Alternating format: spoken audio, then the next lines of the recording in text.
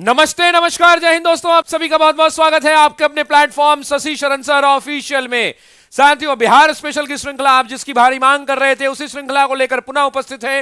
रात के बज चुके हैं 9:30 और हम और आप हाजिर हैं अपने इस नई सीरीज में, जहां हम बिहार स्पेशल में पूरा डिटेल में प्रश्नों की व्याख्या देखते हैं। साथ ही साथ वो सारे फैक्ट्स को कवर करते हैं जो परीक्षा के लिए महत्वपूर्ण है और आपके लिए बहुत ज्यादा उपयोगी है। तो बिना देरी किए हुए क्लास की शुरुआत करेंगे। और हाँ, आपको बता दें कि आज भी आपको मिलेगा बिहार स्पेशल के शानदार प्रश्न, ऐसी व्याख्या मिलेगी, समझ लीजिए कि आप पूरी थ्योरी पढ़ लेंगे इसी क्लास के अंदर में। तो चलिए बिना देरी किए हुए क्लास की शुरुआत करते हैं। सभी लोगों को जय हिंद है, सभी को नमस्कार है और बिहार स्पेशल के इस दूसरे वीडियो में आप सभी का बहुत बहुत स्वागत है। पहला प्रश्न लेते हैं साथियों, और पहला प्रश्न क्या कह रहा है कि महात्मा गांधी के साथ चंपारण सत्याग्रह में निम्नलिखित में से किन व्यक्तियों ने भाग लिया था।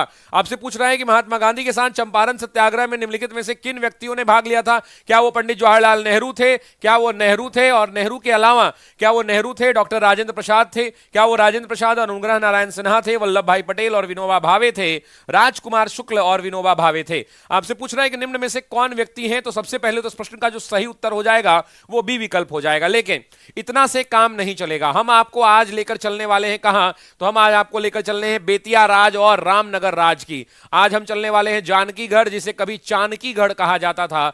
हम आज चलने वाले हैं लव कुश की उस कहानी पर, चंपारण की पौराणिक और ऐतिहासिक कथाओं पर। तो चलिए एक एक करके शुरू करते हैं साथियों। सबसे पहले शुरुआत करते हैं, इस पूरी सिस्टम की बताने के प्रयास करेंगे कि चंपारण आखिर था क्या।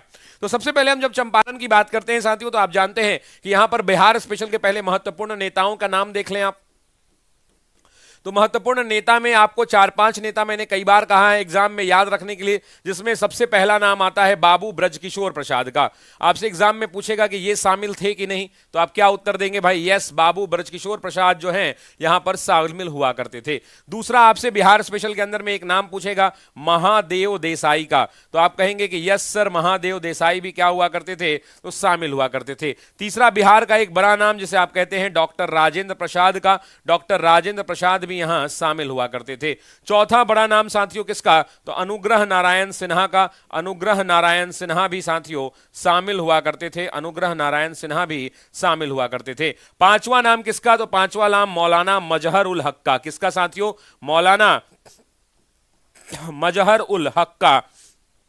मौलाना मजहरुल हक का।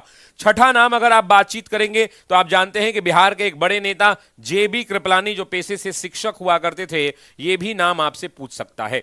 लेकिन क्या आप इंटरेस्टेड हैं पूरी चंपारण को डिटेल में पढ़ने के लिए? क्या आप चाहते हैं कि मैं आपको डिटेल के अंदर में, क्या आपको कंटिन्यूअसली डिटेल के अंदर में ये पूरा टॉपिक क्लियर कर दूं? तो यस, एक बार कमेंट बॉक्स में बता दीजिएगा कि यस सर, इस टॉपिक को पूरे डिटेल में कर दिया जाए। इस टॉपिक को पूरे डिटेल में, गारंटी के साथ कहता हूं कि ऐसी पढ़ाई आपने नहीं की होगी, कहीं पेड बैचेस में उतना नहीं पढ़ा होगा जितना हम यूट्यूब पर आपको बताने वाले हैं।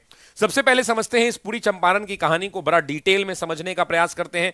तो मैं आप सभी लोगों से बस इतना ही कहूंगा कि हेडिंग लगाइए चंपारण सत्याग्रह, हेडिंग लगाइए चंपारण सत्याग्रह। अब आइए बातचीत करते हैं साथियों चंपारण सत्याग्रह की। आप जानते हैं कि चंपारण के बारे में आप क्या जानते हैं? आपको बस इतना याद होगा कि यह चंपारण सत्याग्रह बिहार की एक कहानी है। सत्याग्रह इसके बहुत सारे डायमेंशन हैं, लेकिन मेरी इच्छा क्या है कि हम चंपारण सत्याग्रह में नॉर्मली बहुत कुछ पढ़ा चुके हैं। मैं चाहता हूं कि बिहार स्पेशल के हिसाब से इस टॉपिक को बता दूं। मैं क्या चाहता हूं कि बिहार स्पेशल के हिसाब से इस टॉपिक को बता दूं, सिर्फ बिहार स्पेशल वाला पोर्शन, क्योंकि नॉर्मल चंपारण तो आप पढ़ ही चुके हैं। नॉर्मल चंपारण तो आप पढ़ ही चुके हैं। अब सुनिए, मैं आपको बताता हूं, जिस बिहार के अंदर में आप बातचीत करते हैं साथियों, ये जो आपका बिहार है, ये जो आपका बिहार है साथियों, इस बिहार के उत्तर पूर्वी भाग में, अगर इस नॉर्थ वेस्टर्न की बात करें यानी उत्तर पश्चिमी भाग के अंदर में एक जिला हुआ करता था जिसका नाम था साथियों चंपारण। चंपारण जिला हुआ करता था। और चंपारण जिले के अंदर में साथियों आप जानते हैं कि अंग्रेज किसकी खेती कराते थे, तो नील की खेती कराते थे। नील की खेती कराते थे। अब जो अंग्रेज ये नील की खेती कराते थे साथियों, इनको जो किसान खेती करते थे उनको हम क्या कहते थे, तो नीलहे कहा करते थे। मतलब नील की खेती कराने वाले किसानों की हम बात कर रहे हैं। अब जो ये यूरोपियन नीलहे होते थे, यानी कुल मिलाकर अगर मैं आपसे बात करूं तो यूरोपियन नीलहे जो हुआ करते थे, जो नील की खेती लोगों से करवाते थे, वो मूलतः 2 प्रकार की पद्धति अपनाई जाती है। एग्जाम में पूछेगा कितने प्रकार की पद्धति हुआ करती थी, तो नील को पैदा कराने की, नील की उत्पादन को कराने की 2 प्रकार की खेती होती थी। पहला होता था जीरात और दूसरा आसामी बार। तो पहला जो पद्धति होता था उसको क्या कहते थे, जीरात कहते थे, और दूसरे को क्या कहते थे, तो आसामी बार कहते थे। सभी लोग इस नाम को कमेंट करें। ये दोनों तरीका होता था, एक तरीके जिससे खेती कराई जाती थी उसका नाम था जीरात, और दूसरा जो तरीका होता था उसे कहते थे आसामी बार। अब ये जीरात क्या है, तो जीरात वो पद्धति है जिस पद्धति के अनुसार क्या करते थे, तो जो यूरोपीय नील मालिक हैं, जो बागान खेतों के मालिक हैं, जो यूरोपीय नील्हे हैं, वो क्या करते थे, वो अपनी देख रेख में अपने हल और बैल की सहायता से नील की खेती कराते थे। तो ये लोग क्या करते थे कि अपनी देख रेख में जो होते थे, अपनी देख रेख में अपने अपनी हल और बैल के द्वारा, अपनी हल और बैल के द्वारा खेती करवाते थे। किस चीज की, तो नील की खेती इनसे करवाते थे। मतलब कुल मिला के कहें तो एक काम समझ लीजिए कि ये रैयत, यानी रैयत का मतलब क्या होता है, किसान होता है। रैयतों को ये मजदूरी देते थे और मजदूरी देकर ये खेती कराते थे। और उस पद्धति को हम क्या कहते हैं, तो उस पद्धति को साथियों हम जीरात कहते हैं। उस पद्धति को क्या कहते हैं, जीरात कहते हैं। चंपारण के अंदर में जीरात के तहत खेती कराई जाती थी। जीरात कहने का मतलब है कि हम जो है यूरोपीय नील्हे हैं, हमें नील की खेती करानी है, ये मेरा जमीन है। हमने कहा है सुनो इधर आओ किसान को बुलाया, हमको पता है कि ये रैयत है, रैयत मतलब किसान होता है। रैयत को बुलाया, उसको बोला तुमको इतनी मजदूरी दूंगा, तुमको खेती करनी है, और उसके बाद हम अपना उसको हल बैल देंगे, अपनी देख रेख में देकर जमीन पर खेती कराएंगे। किस चीज की, तो नील की खेती कराएंगे। उसको क्या कहते थे, उसको हम कहते थे जीरात। अब यहां पे मामला नहीं फंसा था, मामला फंसा आसामी बार के अंदर में। आसामी बार के अंदर में क्या होता था साथियों, 3 प्रकार की खेती होती थी। डिटेल में पढ़ा दूं ना, एक बार बता दो। आसामी बार के अंदर में 3 प्रकार की खेती होती थी। 3 तरीके से आसामी बार के अंदर में नील खेती कराई जाती थी। पहला जो तरीका होता था उसे हम कहते थे 3 कठिया प्रथा। पहले तरीके को हम क्या कहते थे, तो ये जो पहला तरीका होता था इसे हम कहते थे 3 कठिया प्रथा। 3 कठिया प्रथा, पहले वाले को हम क्या कहते थे, 3 कठिया प्रथा कहते थे। दूसरी वाली जो पद्धति होती थी साथियों, उस दूसरी वाली पद्धति को हम कुरतौली कहते थे। क्या कहते थे, तो कुरतौली कहते थे। और जो तीसरी वाली पद्धति है उसको खुस्की कहा जाता था। उसको क्या कहते थे, तो उसको खुस्की कहते थे। तो आपने तो अभी तक सिर्फ एक पढ़ा होगा, 3 कठिया प्रथा, लेकिन चंपारण के अंदर में आसामी बार पद्धति से खेती कराने के लिए यूरोपीय नील्हे जो हुआ करते थे वो रैयतों से 3 प्रकार से खेती करवाते थे। ठीक है जी, 3 प्रकार से। पहला होता था 3 कठिया, दूसरा कुरतौली और तीसरा खुस्की। अब इसमें जो सबसे ज्यादा प्रचलित प्रथा थी वो कौन सी है, वो 3 कठिया। 3 कठिया का मतलब क्या होता है कि 20 कट्ठा में 3 कट्ठा पर क्या होती थी, नील की खेती कराई जाती थी। नील की खेती कराई जाती थी, ये आप जानते हैं, और इसे हम क्या कहते हैं, 3 कठिया। लेकिन आपके मन में एक सवाल होगा कि सर कुरतौली क्या होता था, कुरतौली क्या होता था, ये आपको पता होगा। अब इसमें एक बात और होती थी कि जब ये एग्रीमेंट कराते थे तो ये 25 बरस की एग्रीमेंट कराते थे जमीन पर, या 30 बरस तक लगातार आपको खेती करने का एग्रीमेंट करना पड़ता था, तभी वो नील उगाने की इजाजत देते थे, और जबरदस्ती भी नील उगवाते थे। सट्टा होता था और ये सब कहानी पूरी चलती थी। नील अगर आप नहीं उगाते हैं तो बहुत भारी जुर्माना देना पड़ता था। लेकिन किसान इतना दबा कुचला आदमी होता था कि वो दबा कुचला होने के कारण क्या करता था भाई, तो वो चुपचाप सह लेता था। उसके बाद कुरतौली पद्धति क्या होती थी, तो कुरतौली के अंदर में जो किसान होते थे वो अपने खेत को, घर को, मकान को, गाय को, भैंस को बंधक रख देते थे, और बंधक रहने के बाद लोन का पैसा लेते थे और उससे नील की खेती करते थे। और उसके बाद उस रैयत जो है ऋण को अदा नहीं कर पाता था, तब तक वो बंधक उसका छूटता नहीं था। यानी अपना खेत, इस पद्धति के दौरान क्या होते थे, पैसे के लिए वो अपना जो खेत होता था, अपना उसका जो मकान होता था, उस मकान को बंधक रख लिया जाता था, और अंग्रेज इस बंधकी को तब तक नहीं छोड़ते थे जब तक उनका पूरा पैसा वापस नहीं कर दिया जाए। इसको क्या कहते हैं, तो इसको हम कुरतौली कहते हैं। खुस्की क्या होता है, तो खुस्की में जो किसान होते थे, किसानों के साथ पट्टा किया जाता था, और पट्टा करने के बाद वो जो है रैयत नहीं होते थे, नॉर्मली पट्टे पर दे दिया जाना, उसको क्या कहते थे, तो खुस्की कहते थे। इसको पट्टे पर देना का मतलब क्या है, खुस्की कहते थे।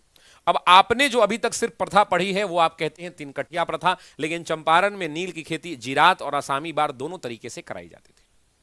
अब आगे बढ़ते हैं, जब ये मामला कहां से निकल के आया। मामले की जब हम बात करते हैं तो आपको पता है कि 1901 के बाद 1911 में जनगणना हुई थी। 1911 की साथियों जब जनगणना हुई तो इस जनगणना में चंपारण का रिजल्ट निकल के आया, और पता चला कि चंपारण के अंदर में लगभग 19 लाख लोग जो हैं, 19 लाख लोग यहां की आबादी है। इस चंपारण की आबादी कितनी है, 19 लाख लोगों की आबादी। इस 19 लाख आबादी में भी 19 लाख आबादी में भी अगर आप बात करें तो इसका भी ब्रेकअप जब आप देखेंगे तो इस 19 लाख जो आबादी थी इसके अंदर में लगभग 16 लाख जो है हिंदू हुआ करते थे। लगभग 16 लाख यहां पर हिंदू हुआ करते थे। उसके अलावा लगभग 2.5 लाख के आसपास, कहीं कहीं आपको किताबों में मिलेगा 2,40,000, कहीं मिलेगा 2,86,000, कहीं 2,90,000। तो यहां पर मान के चलिए कि 2 लाख 2.9 लाख जो है यहां पर मुसलमान रहते थे इस चंपारण में। और मैं ये आंकड़ा क्यों बता रहा हूं, क्योंकि यहां पे एनसीईआरटी में एक स्टेटमेंट है। और तीसरा, यहां पे लगभग 2000 के आसपास ईसाई रहते थे। तो भारत के इतिहासकारों ने कहा कि ये 2000 ईसाई मिलकर पूरे चंपारण को चलाएंगे, ये संभव नहीं है। पूरे चंपारण को 2 लाख, लगभग एग्जैक्ट आप पूछेंगे तो 2,07,035 हुआ कर, 735, 2 लाख करें, 2,735। अब आप मुझे बताइए कि 2,735 ईसाई हुआ करते थे। एग्जैक्ट आंकड़ा आप कहें मैं तो लिख देता हूं, 2,735 ईसाई हुआ करते थे। तो भारत के इतिहासकार कहते हैं कि सिर्फ इतने ईसाई मिलकर पूरे चंपारण पर राज करेंगे, नहीं हो सकता। इसीलिए इतिहासकारों ने लिखा कि यदि हिंदू और मुसलमान एकजुट होकर एक एक पत्थर ईसाइयों पर फेंकता तो चंपारण निश्चित रूप से अंग्रेज खाली कर देते और चंपारण में अंग्रेज बचते ही नहीं। लेकिन समस्या इस बात की थी कि भारत के लोगों में आत्मबल की इतनी ज्यादा कमी थी कि यह विरोध करना उनके बस की बात नहीं थी, विरोध करना उनके लिए संभव नहीं था। और आपको याद होगा डॉक्टर राजेंद्र प्रसाद, यहीं पर तो मुझे बताना है, और मैंने आपको पढ़ाया है कि डॉक्टर राजेंद्र प्रसाद ने इसी पर तो टिप्पणी की थी, इसी चंपारण के इसी आंकड़ों पर भारत के पहले राष्ट्रपति डॉक्टर राजेंद्र प्रसाद ने एक कथन दिया। एग्जाम में आपसे पूछा जा सकता है कि यह कथन किसका है। डॉक्टर राजेंद्र प्रसाद ने एक कथन दिया और डॉक्टर राजेंद्र प्रसाद ने क्या कहा? डॉक्टर राजेंद्र प्रसाद ने कहा कि किसी भी रैयत की हिम्मत नहीं थी कि वो नील बोने से इनकार करे। यदि कोई ऐसी हिम्मत करता तो 1000 रुपए के, मतलब अलग अलग तरीकों के 1000 रूप के उनके ऊपर जुल्म कर कर उनको मजबूर कर दिया जाता। मतलब डॉक्टर राजेंद्र प्रसाद ने यह बताया कि किसी भी लोगों में हिम्मत नहीं थी, किसी भी रैयत में हिम्मत नहीं थी। इसकी बात उन्होंने की और बुज़दिल कहा यहां पर कि लोगों के पास हिम्मत नहीं थी। अगर लोग खड़ा होकर विरोध करते तो अंग्रेजों की औकात कहां, अंग्रेज तो एक एक पत्थर मारते तो ये खाली हो जाता। लेकिन अब शुरू होगी साथियों कहानी, और जिस कहानी के बारे में हम बातचीत करेंगे और वो कहानी किसकी होगी तो आप भी जानते हैं, पंडित राजकुमार शुक्ल की होगी। पंडित राजकुमार शुक्ल की होगी। कहानी शुरू करते हैं चंपारण की। साथियों कहानी शुरू होती है, एक डेट है साथियों जिसका नाम है 10 अप्रैल। इसके पहले की कहानी मैं बता चुका हूं। जब आप पटना जंक्शन पर उतरेंगे तो 10 अप्रैल 1917 साथियों, ये डेट याद रखिएगा। 10 अप्रैल 1917 को पटना जंक्शन पर महात्मा गांधी पहुंचते हैं। पटना जंक्शन पर कौन पहुंचता है तो महात्मा गांधी पहुंचते हैं। और जब महात्मा गांधी पटना जंक्शन पे पहुंचते हैं तो पहुंचने के बाद ये अकेले नहीं पहुंचते हैं, इनके साथ राजकुमार शुक्ल भी होते हैं। इनके साथ साथियों कौन होता है तो राजकुमार शुक्ल भी होते हैं महात्मा गांधी के साथ। और राजकुमार शुक्ल जो ये महात्मा गांधी के साथ होते हैं, यहां से ये पटना उतरते हैं और उतरने के बाद अपने मित्र से मिलने जाते हैं जिनका नाम होता है डॉक्टर राजेंद्र प्रसाद। डॉक्टर राजेंद्र प्रसाद जो है साथियों, आपको पता है कि डॉक्टर राजेंद्र प्रसाद से ये मिलने जाते हैं। एग्जाम में बीपीएससी ने कई बार पूछा कि डॉक्टर राजेंद्र प्रसाद का आवास कहां, तो आप भी जानते हैं कि डॉक्टर राजेंद्र प्रसाद पटना के अंदर के रहने वाले थे। और पटना में कहां तो आपको ही पता है कि मौर्य लोग के पीछे एक इलाका है जिसे बंदर बगीचा कहते हैं। उसी बंदर बगीचा के इनका घर हुआ करता था। बंदर बगीचा में जब इनके घर पर गांधी जी गए तो मालूम चला कि ये कलकत्ता में अधिवेशन हुआ था। आपको पता है कलकत्ता में 1917 का अधिवेशन कहां हुआ है? 1917 का अधिवेशन कलकत्ता में हुआ था। और महात्मा गांधी कलकत्ता अधिवेशन के बाद कहां चले गए हैं तो महात्मा गांधी कलकत्ता अधिवेशन के बाद जगन्नाथ पुरी दर्शन करने चले गए। फिर जब इनसे मुलाकात नहीं हो पाएगी तो डॉक्टर राजेंद्र प्रसाद के बाद ही अपने मित्र से निकलेंगे और इनके मित्र होंगे जिनका नाम होगा मौलाना मजहर उल हक। एग्जाम में यहां से सवाल पूछेगा कि मौलाना मजहर उल घर का, इनके घर का नाम क्या है तो साथियों इनके घर का नाम है सिकंदर मंजिल। एग्जाम का ये पूछा हुआ सवाल है, बिहार स्पेशल का। एग्जाम में पूछेगा कि इनका घर कौन सा तो सिकंदर मंजिल। ये जो सिकंदर मंजिल है ये फ्रेजर रोड में है। इसी मौलाना मजहर उल हक से मिलने सिकंदर मंजिल जाते हैं। और सिकंदर मंजिल क्योंकि मौलाना मजहर उल हक इनके साथ पढ़ाई किए थे, कहां पे? लंदन में इनर टेम्पल कॉलेज के अंदर। उसके बाद गांधी आगे बढ़ते हैं। आपको बताइएगा, अगर आप कहिएगा तो इतना डिटेल में नहीं पढ़ाएंगे, हम धीरे धीरे बता के निकल जाएंगे। यहां पर गांधी जब इनसे मुलाकात करते हैं और इसके बाद गांधी कहां निकल जाते हैं तो इसके बाद गांधी मुजफ्फरपुर के लिए निकल जाते हैं। और मुजफ्फरपुर में इनकी मुलाकात इनके मित्र इंतजार कर रहे होते हैं। नाम होता है जेबी कृपलानी। नाम क्या होता है तो नाम होता है साथियों जेबी कृपलानी। और जेबी कृपलानी से यहां उनकी मुलाकात होती है। जब जेबी कृपलानी मुजफ्फरपुर रेलवे स्टेशन पर पहुंचते हैं महात्मा गांधी तो अपने छात्रों के साथ स्टेशन पर उनको रिसीव करने आते हैं। उसके बाद मुजफ्फरपुर के अंदर में मीटिंग होती है 11 अप्रैल को, अगले ही दिन। वहां पे एक मंत्री होते हैं विल्सन, वो मिलते हैं और कहते हैं कि आप चंपारण मत जाइए, ये ठीक नहीं है, चंपारण जाएंगे परेशान हो जाएंगे। उसके बाद 12 अप्रैल को महात्मा गांधी मुजफ्फरपुर के ही गया सिंह के घर पे रुकते हैं। वहां पे भी अंग्रेज अधिकारी कहते हैं कि आप चंपारण मत जाइए, मैं आपको जाने नहीं दूंगा। 13 अप्रैल को महात्मा गांधी कमिश्नर से मिलते हैं। कमिश्नर कहता है कि आप चंपारण मत जाइए, अगर आप जाइएगा तो हम आपको गिरफ्तार कर लेंगे। लेकिन महात्मा गांधी अपने मित्र रामनवमी प्रसाद, ब्रजकिशोर प्रसाद, रामदयालु सिंह और गया प्रसाद साथ के साथ गांधी जी कमिश्नर साहब से मिलने जाते हैं, लेकिन मिलने का समय नहीं मिलता है। उसके बाद वहां पे धारा 144 लगा दी जाती है और उसके बाद अंततः 15 अप्रैल को महात्मा गांधी जो है कूच कर जाते हैं। कहां के लिए? तो 15 अप्रैल को महात्मा गांधी कूच कर जाते हैं चंपारण के लिए। और गांधी कहते हैं कि अब हम कहां चलेंगे? तो अब हम चंपारण चलेंगे।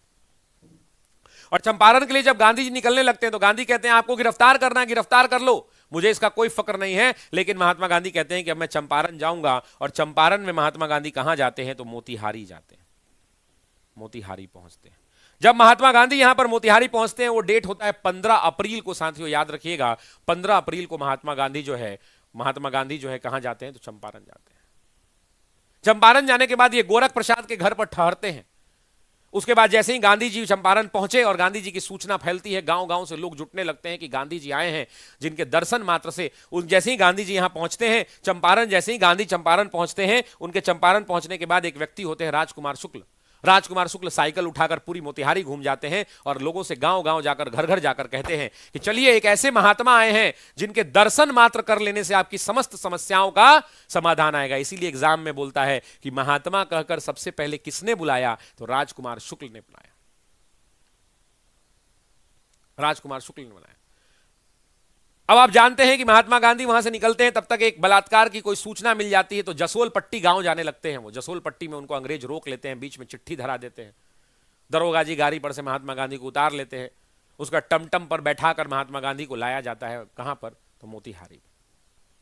जब मोतिहारी में उनको लाया जाता है तो उनको कहा जाता है कि आप पहली गाड़ी से चंपारण छोड़ दीजिए, और अगर आपने चंपारण नहीं छोड़ा तो हम आपको गिरफ्तार कर जेल भेज देंगे, जेल भेज देंगे। महात्मा गांधी कहती है तो आप भेजना है तो जेल मुझे भेज दीजिए, कोई फर्क नहीं पड़ता है। और उसके बाद महात्मा गांधी 18 अप्रैल को कोर्ट में हाजिर होते हैं।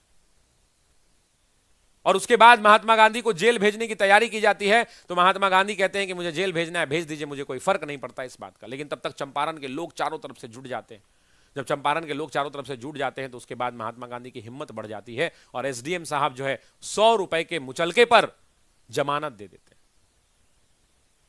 आपको जान के हैरानी होगी कि 100 रुपए के मुचलके पर जब गांधी को जमानत मिलती है तो गांधी कहते हैं कि मेरे पास पैसा नहीं है। गांधी ने अपनी आत्मकथा में लिखा कि देश को सविनय अवज्ञा का प्रथम सबक जो है मैं प्रत्यक्ष उसका गवाह हूं। और गांधी ने कहा कि मैं 100 रुपए देकर अपनी जमानत नहीं लूंगा। और जानते हैं लास्ट में क्या हुआ? लास्ट में जो मजिस्ट्रेट साहब थे उन्होंने अपनी पहचान पर उनको जमानत दे दी, जमानत दे दी महात्मा गांधी को। उसके बाद महात्मा गांधी बेतिया की ओर निकले। और एग्जाम में ध्यान रखिएगा, 22 अप्रैल को महात्मा गांधी कहां पहुंचे? तो 22 अप्रैल को महात्मा गांधी बेतिया पहुंचे। बेतिया से फिर आगे निकले, एक गांव है जिसका नाम है साठी, नरकटियागंज में पड़ता है, ये साठी प्रखंड है। इस साठी में उन्होंने लगभग 8000 किसानों से, 8000 रैयतों से मुलाकात की। और रैयतों से मुलाकात करने के बाद इनके बयान को दर्ज किया, इनके बयान को अपने डायरी में दर्ज किया। और बयान को दर्ज करने के बाद अपनी रिपोर्ट तैयार की और रिपोर्ट तैयार करने के बाद उसके मुख्य सचिव को सौंप दिया। और तब जाकर जब मुख्य सचिव को सौंपा, तब जाकर जब 22 अप्रैल हुआ, अप्रैल के बाद मई आया, 13 मई को इन्होंने अपनी रिपोर्ट सौंपी थी। याद रखिएगा, महात्मा गांधी ने अपनी रिपोर्ट इनको जमा कर दी और रिपोर्ट महात्मा गांधी ने जमा करी 13 मई को। मई के बाद महीना आया जून का, रांची में गांधी जी को बुलाया गया। रांची में अंग्रेजों ने बैठक की थी, रांची में। और रांची में बैठक हुई, और रांची में बैठक होने के बाद रांची में बैठक हुई, और रांची में बैठक कब हुई? तो जून महीने के अंदर में हुई, जून 1917 में।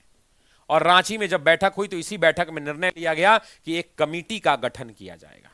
इसी में हुआ कि अब हम क्या करेंगे? तो एक कमेटी का गठन करेंगे साथियों, एक कमेटी का गठन।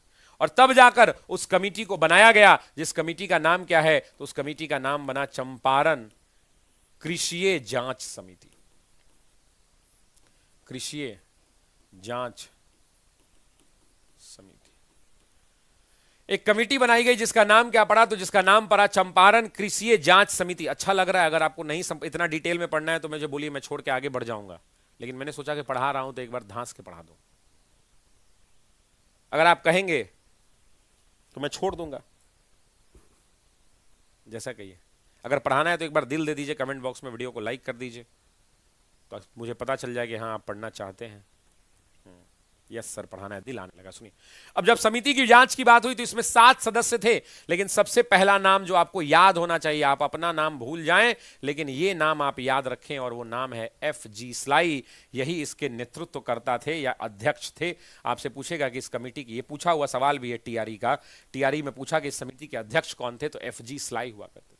LC अदामी हुआ करते थे। दूसरा नाम जो है LC अदामी का है, अदानी मत समझ लीजिएगा, ये अदामी है, अदामी। तीसरा नाम रैना, आपको याद होगा, मैंने आपको बताया था कि रैना का नाम मत भूलिएगा, तो आपने कहा था रैनी है क्या? जी बिल्कुल, जी रैनी है साथियों, जी रैनी तीसरा नाम। चौथा नाम डीजे रीड है साथियों, डीजे रीड है, डीजे रीड है, और डीजे रीड इसके महत्वपूर्ण सदस्य हुआ करते थे। पांचवा नाम जो इसमें काफी महत्वपूर्ण था, राजा हरिहर प्रसाद हुआ करते थे, राजा हरिहर प्रसाद।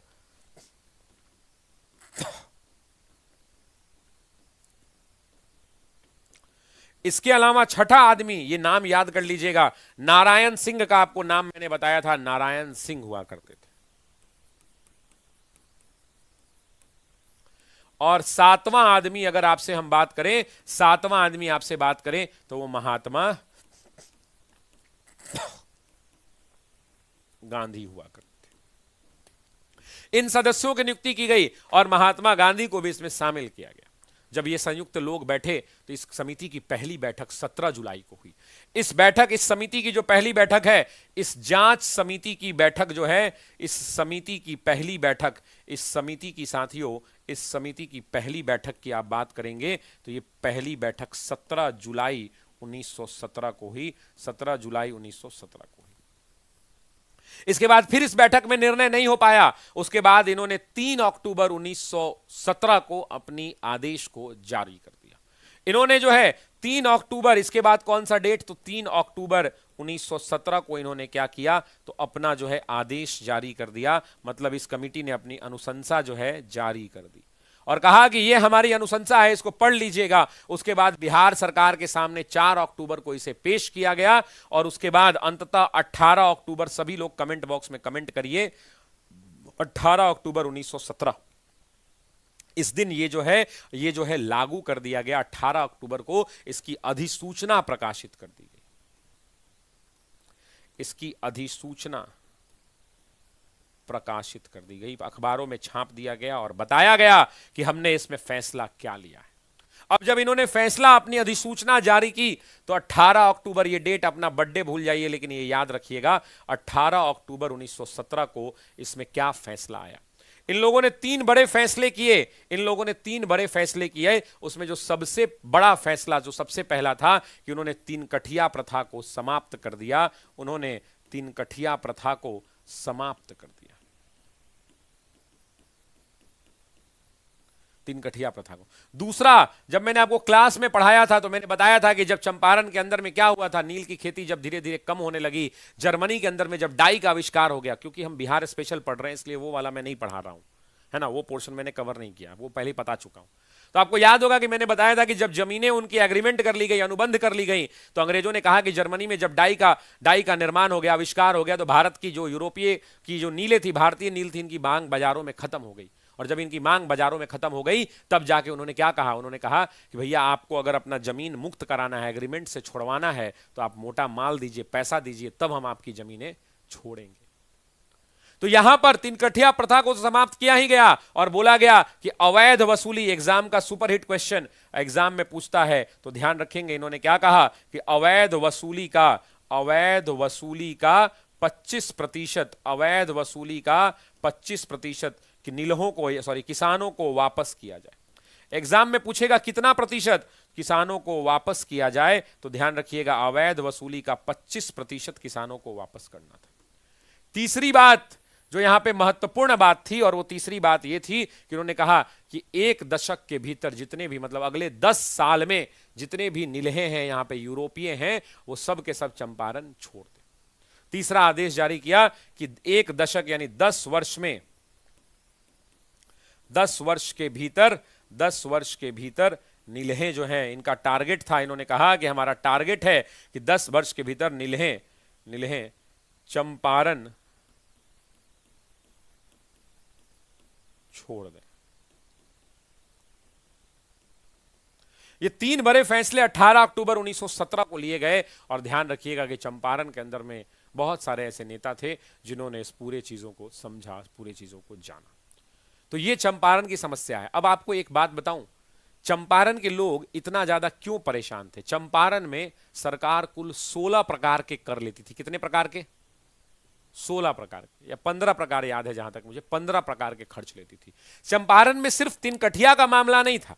चंपारण, जिस चंपारण को आप समझते हैं, उस चंपारण के अंदर में, उस चंपारण में जो कर था, टैक्स था या शोषण कह ले, वो चंपारण में कर सिर्फ एक तिनकठिया प्रथा का कहानी नहीं था। चंपारण में एक तो कहानी है कि तिनकठिया है, एक तो ये तिनकठिया प्रथा से चंपारण के लोग परेशान थे, लेकिन उसके अलावा 15 अलग अलग प्रकार के खर्च। जैसे दूसरे नंबर पर मैंने एक टैक्स आपको बताया, आज पढ़ा ही देता हूं, पैन खर्च। मैंने ऑफलाइन में भी ये नहीं पढ़ाया है। पैन खर्च, चंपारण के किसानों से नहर का पानी, भाई नहर का पानी कौन देता है? सरकार देती है, फ्री में देती है।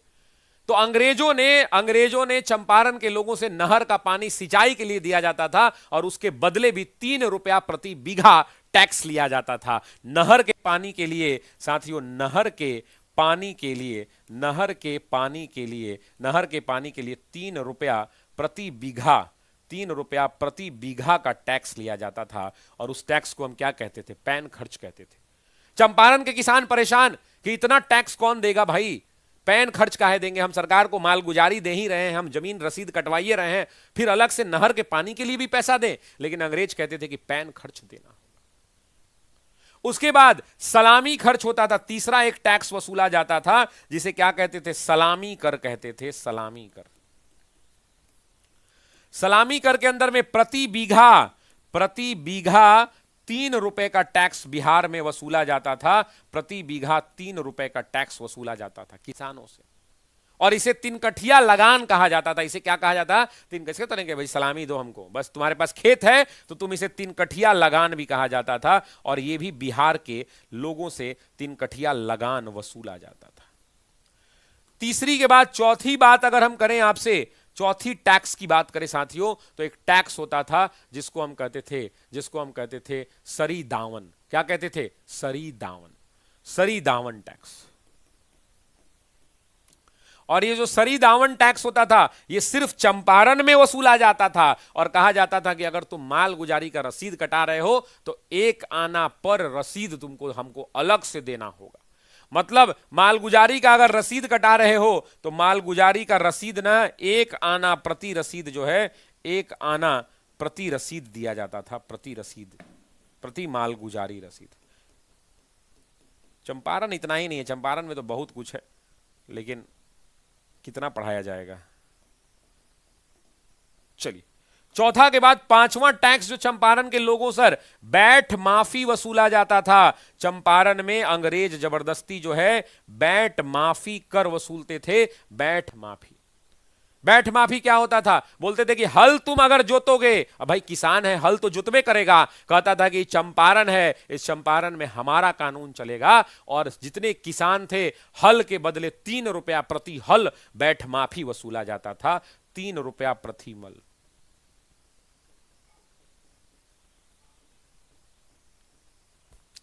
छठे नंबर पे अगर बात करें तो बांध बहेरी टैक्स वसूला जाता था।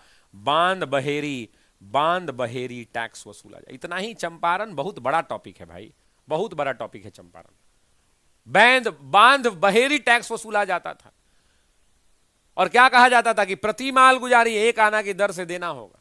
जैसे तुम पैन खर्च के दे रहे हो ना, सिंचाई खर्च, वैसे ही बैठ माफी 1 आना प्रति खेत वसूला जाता था।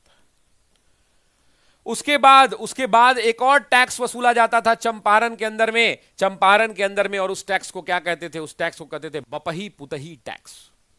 क्या कहते थे? बपही पुतही टैक्स। अब ये बपही पुतही क्लास में भी मैंने आपको बताया है बपही पुतही टैक्स। ये बपही पुतही टैक्स क्या है भाई?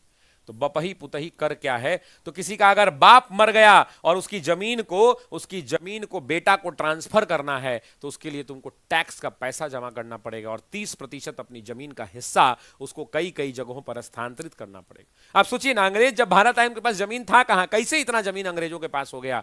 तो जब भी उत्तराधिकारी किसी का बाप मर जाए और बेटे के नाम पर जमीन ट्रांसफर कराना जाए, तो वैसी परिस्थिति के अंदर में ये कौन सा? तो बपही पुतही टैक्स वसूला जाता था। उसके अलावा हावही टैक्स वसूला जाता था। उसके अलावा 8वें नंबर पर हावही टैक्स वसूला जाता था। 8वें नंबर पर हावही टैक्स वसूला जाता था। हावही कर क्या है? हावही कर जानते हैं? हंसी आएगा आपको जब सुनेंगे कि हावही कर क्या है। अंग्रेज इतने कमीने हो सकते हैं आपको पता नहीं। जितने भी कोठी वाले लोग हैं, मतलब अंग्रेज लोग हैं, जितने भी यूरोपीय लोग हैं, तो अगर कोठी वालों को कोई बीमारी हो गई तो उसके बीमारी के लिए भारत के चंपारण के उस गांव के गरीब लोगों से पैसा वसूला जाता था। रैयत जो है, किसान जो है, कोठी वालों की बीमारी के खर्च के लिए पैसा देते थे और वो टैक्स क्या कहलाता था? तो हावही कर कहा जाता था, हावही खर्च कहा जाता था। बीमारी के लिए दिया जाता था। मतलब अगर कोई अंग्रेज बीमार हो गया, कोठी वाला कोई बीमार हो गया, अगर कोई कोठी वाला बीमार हो गया, निलहे कोई बीमार हो गए, तो उस कोठी वाला की बीमारी का खर्च उठाने के लिए हावही टैक्स लोगों से वसूल लिया जाता था और पैसा इकट्ठा करके अंग्रेज जो है क्या करते थे? चंदा करके इलाज कराते थे। ये अंग्रेज थे। 9वें नंबर पर अगर हम बात करें तो एक टैक्स वसूला जाता था जिसको कहते थे बेचाई टैक्स। बेचाई कर कहा जाता था। उसको क्या कहा जाता था? तो बेचाई कर कहा जाता था। ये बेचाई कर जो है, प्रति दुकानदार, जितने भी दुकान तुम खोले हो, अनाज बेच रहे हो, तो अनाज बेचने वाले दुकानदारों से 1 रुपया सालाना टैक्स वसूला जाता था। अनाज बेचने वाले, बेचाई कर होता था, और बेचाई कर अनाज बेचने वाले दुकानदारों से अनाज। अब छोड़ देते हैं, बहुत डिटेल, बहुत टाइम लग रहा है, और रहने दीजिए, दूसरे क्वेश्चन पर चलते हैं, अगली बार कभी पढ़ा देंगे। अनाज बेचने वालों से 1 रुपये प्रति वर्ष। उस समय 1 रुपया कितना होगा ध्यान रखिएगा। 1 रुपये प्रति वर्ष टैक्स वसूला जाता था, जिसको हम क्या कहते हैं? बेचाई कर कहते हैं। ये अब सोचिए, आप तो सिर्फ चंपारण को चंपारण समझते हैं ना, आप तो सिर्फ चंपारण को चंपारण समझते हैं। अंग्रेजों से नफरत हो गया है सर। अभी तो कहां नफरत दिखाया है? अभी तो एक नफरत दिखाऊं? नफरत तुम्हारा मन करेगा कि थूक दे अंग्रेजों पर। अंग्रेजों ने ऐसा अत्याचार किया है कि मन करेगा कि थूक दे अंग्रेजों पर, गारंटी बोल रहा हूं। एक टैक्स है, बताऊं उस टैक्स का नाम? यहीं चंपारण में वसूला जाता था।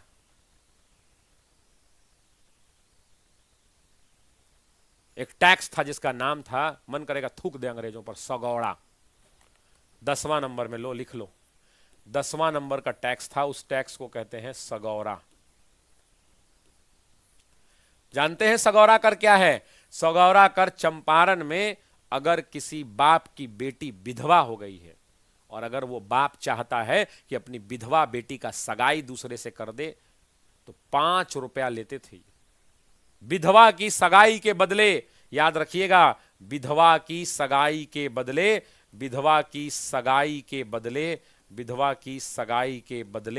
5 रुपए टैक्स लेते थे, तब होने देते थे। बादले 5 रुपए कर लेते थे, और उसी कर को क्या कहते हैं? सगौरा। ये अंग्रेज हैं, ये अंग्रेज हैं जो विधवा, बाप की बेटी विधवा हो गई, उसका ब्याह करने वालों से टैक्स लेते थे। और बताऊं इनका शोषण? जब बात निकली है तो पूरा ही कर लें, आ जाओ, जगह ही नहीं है बोर्ड पे अब। 11 नंबर,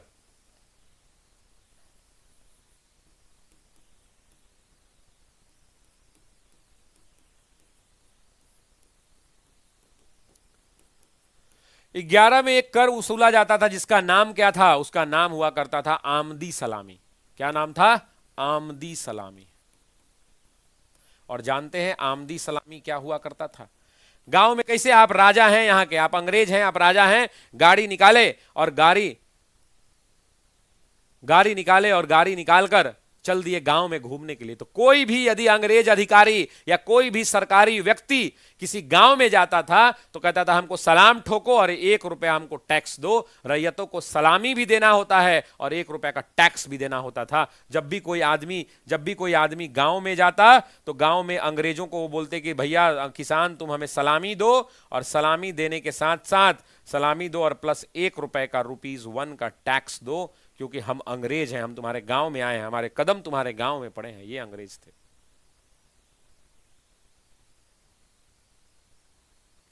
मरवन टैक्स वसूला जाता था, मरवन टैक्स वसूला जाता था, जिसको कहते थे मरवन कर।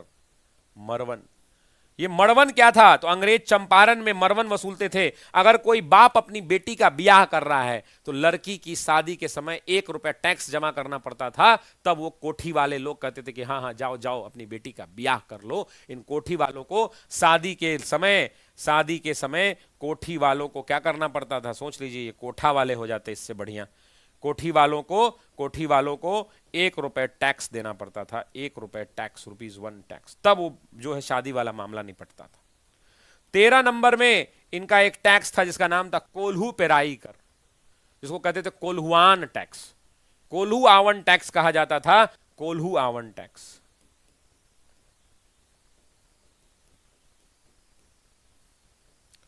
और कोल्हू आवन कर आप जानते हैं ना, पहले तेल किससे? तेल के दुकानदार जितने भी होते थे उनसे 1 रुपया वार्षिक वसूला जाता था। प्रति वर्ष 1 रुपया चंपारण में लिया जाता था और उसको कहा जाता था कोल्हू आवन कर। 14 नंबर का टैक्स जिसको कहते हैं चुल्हियावन कर। आप जानते हैं ना कि जो चंपारण का इलाका है वहां हल्दी बहुत होता है ना, चुल्हियावन। चुल्हियावन कर वसूला जाता था 14 नंबर में। चुल्ही आवन, वाहन लिखा गया, चुल्हियावन कैसे लिखाएगा मुझे नहीं पता है। चुलिहावन, चुलिया वाहन, चुलिहावन कर वसूला जाता था। आप जानते हैं कि इस चंपारण के इलाके में हल्दी बहुत ज्यादा होती है, तो उस हल्दी को क्या करते थे लोग? उबालने के लिए चूल्हा जलाते थे। तो कहता था बहुत चूल्हा जला रहे हो, प्रति चूल्हा 1 रुपए का टैक्स दो, 1 रुपए का टैक्स दो, और उसका नाम था चुलिहावन टैक्स। सोच लीजिए, ये अंग्रेज थे कि जितना चूल्हा हल्दी को उबालने में लगाओगे उतने के लिए तुम क्या दोगे? तो हमें टैक्स दोगे। छोड़िए, अंग्रेज तो हमारा सुख दुख भी नहीं देखते थे। अंग्रेज हथियाही टैक्स वसूलते थे, हथियाही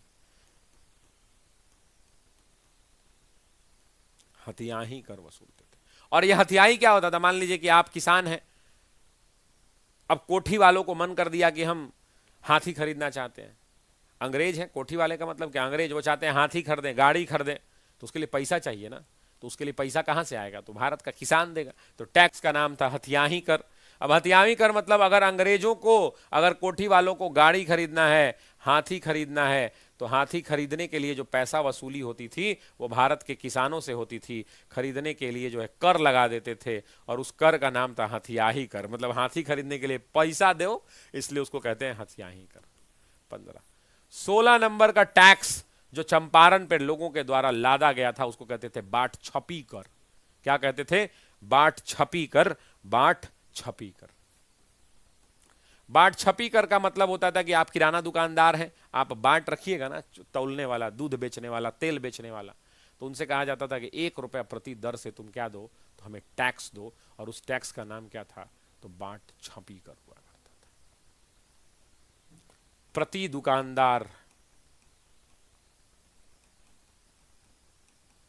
1 रुपया। अब आपसे एग्जाम में कोई भी टैक्स पूछ लेगा तो क्या आप बता देंगे? तो ये थी चंपारण की पूरी कहानी जो मैंने शॉर्ट में आपको सुनाई, सिर्फ बिहार स्पेशल पे फोकस होकर। और इस प्रश्न का जो सही उत्तर हो जाएगा वो बी ऑप्शन हो जाएगा। कैसा लगा आपको ये कंटेंट? कैसा लगा आपको? वर्ल्ड हिस्ट्री करा देंगे। अंग्रेजों ने हम पर बहुत अत्याचार किया, फूट डालो और राज करो, अंग्रेज की नीति रही है। सारा टैक्स बिहार में ही लगा था। वंदना जी, क्लियर है ये बात? Is it clear to everyone?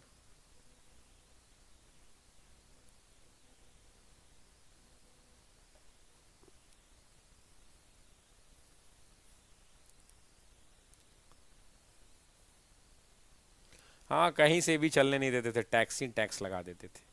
ठीक है, चलिए मुझे उम्मीद है कि आपको ये पूरा टॉपिक क्लियर हो गया होगा और आपको कहीं अब सवाल नहीं फंसेगा, इतनी मेरी गारंटी है। आते हैं अगले प्रश्न में। अगला प्रश्न भी बिहार स्पेशल का प्रश्न है। अगला प्रश्न है कि लोटा विद्रोह कब हुआ था? 1853 में, 54 में, 55 में, 56 में, उपरोक्त में से कोई नहीं या एक से अधिक। बताइए इस प्रश्न का सही उत्तर होगा। लोटा विद्रोह कब हुआ था और लोटा विद्रोह था क्या?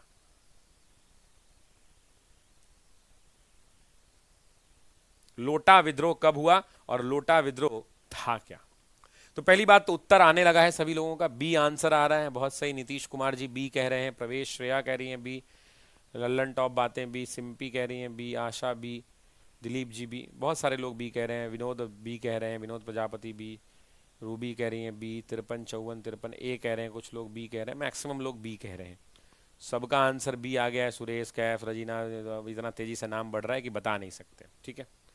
लेकिन इस प्रश्न का जो सब लोगों का उत्तर, जितने भी लोगों ने बी ऑप्शन दिया है, ए दिया है, उन सब लोगों का उत्तर गलत है। उत्तर क्या है? आप सभी लोगों का उत्तर गलत है। प्रश्न का जो सही उत्तर होगा वो होगा डी ऑप्शन, लोटा विद्रोह हुआ था 1856 में। अब मैं चाहता हूं कि लोटा विद्रोह की कहानी बहुत शॉर्ट में सुना दूं। मुजफ्फरपुर का आपने नाम सुना होगा, आपने मुजफ्फरपुर का नाम सुना होगा।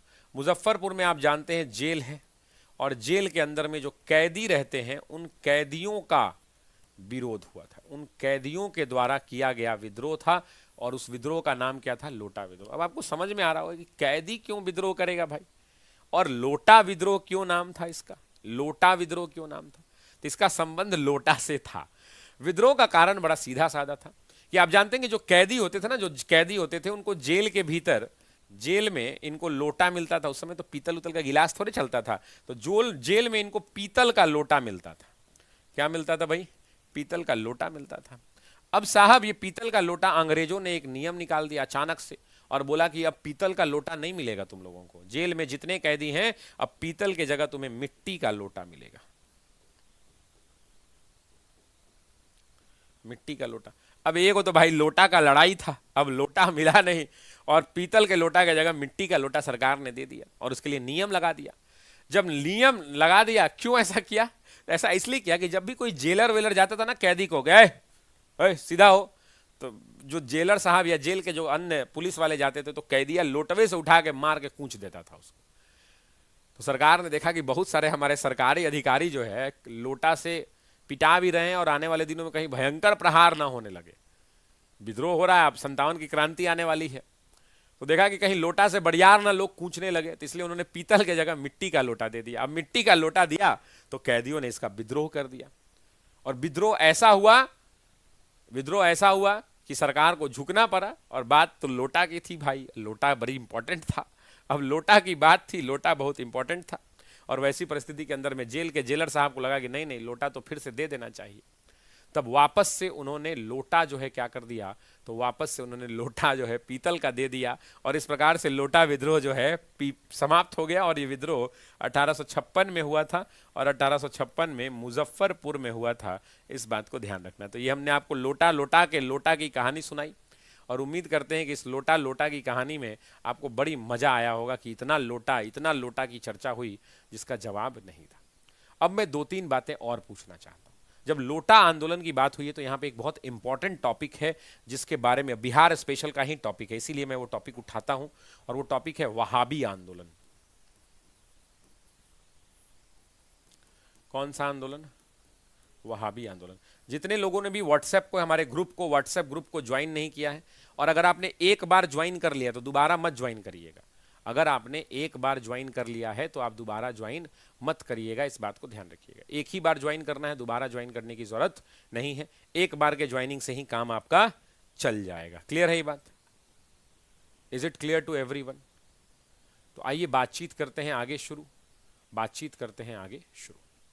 अब हमने लोटा की तो बात कर ली, लेकिन हम अब बात करेंगे वहाबी आंदोलन की। और मुझे 10 मिनट अगर आप देंगे, सिर्फ 10 मिनट मैं आपसे मांगता हूं, तो 10 मिनट में मैं आपको वहाबी आंदोलन बहुत डिटेल में पढ़ाना चाहता हूं।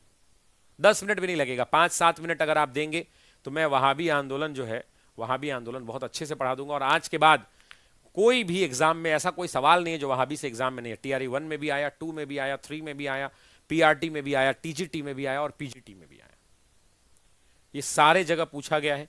तो अगर आप कहें तो मैं इस वहाबी आंदोलन को पढ़ा देता हूं। देखिए, वहाबी आंदोलन की जब आप बात करते हैं तो एक स्लाइड फ्रेश ले लेते हैं, है ना। वहाबी आंदोलन,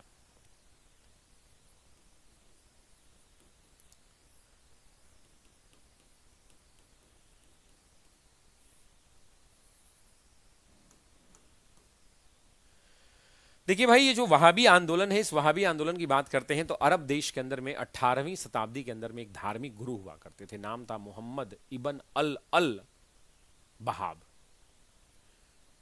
वो जो धार्मिक गुरु थे, उन धार्मिक गुरु को शिष्यों के द्वारा, उनके जो शिष्य हुआ करते थे उनके द्वारा, जो उत्तरी अफ्रीका का इलाका है, उस उत्तरी अफ्रीका में उन्होंने अंग्रेजों के खिलाफ जो है युद्ध शुरू कर दिया। आप जानते हैं कि अफ्रीका भी अंग्रेजों का गुलाम रहा है, और जब अफ्रीका गुलाम था तो उसी अफ्रीका की ये कहानी है। और ये कहानी शुरू होती है 18वीं शताब्दी से, 18th सेंचुरी से 18वीं शताब्दी की ये कहानी है। 18वीं शताब्दी के अंदर में जो अरब हुआ करता था, अरब देश की बात है ये। अरब देश के अंदर में एक सुल्तान कह लीजिए, या वहाँ के सुल्तान नहीं, धार्मिक गुरु कह लीजिए। वहाँ पे अरब देश के अंदर में धार्मिक गुरु हुआ करते थे। और अगर आप धार्मिक गुरु का पूरा नाम लिखना चाहते हैं तो लिख लीजिए, अदरवाइज रहने दीजिए, कोई जरूरत नहीं है। धार्मिक गुरु जो हुआ करते थे, एक शॉर्ट में लिख लीजिए कि इनका नाम हुआ करता था इब्न अल वहाब, है ना। और अगर आप पूरा लिखना चाहते हैं तो मैं पूरा भी लिख दूंगा। पूरा अगर आप लिखना चाहते हैं तो गुरु मोहम्मद इब्न, बहुत जगह ई आधा ब लिखा रहेगा, बहुत जगह ई ब नौ लिखा रहेगा, अल इब्न अल वहाब। बहुत जगह लास्ट में वहाब लिखा रहेगा और बहुत जगह बहाब भी लिखा रहेगा। तो ये जो है, ये धार्मिक गुरु का नाम हुआ करता था। इस धार्मिक गुरु ने क्या किया, तो इस धार्मिक गुरु ने आपको क्या किया, तो जो अफ्रीका का इलाका था, उस अफ्रीका में, उत्तरी अफ्रीका के अंदर में, उत्तरी अफ्रीका में अंग्रेजों के खिलाफ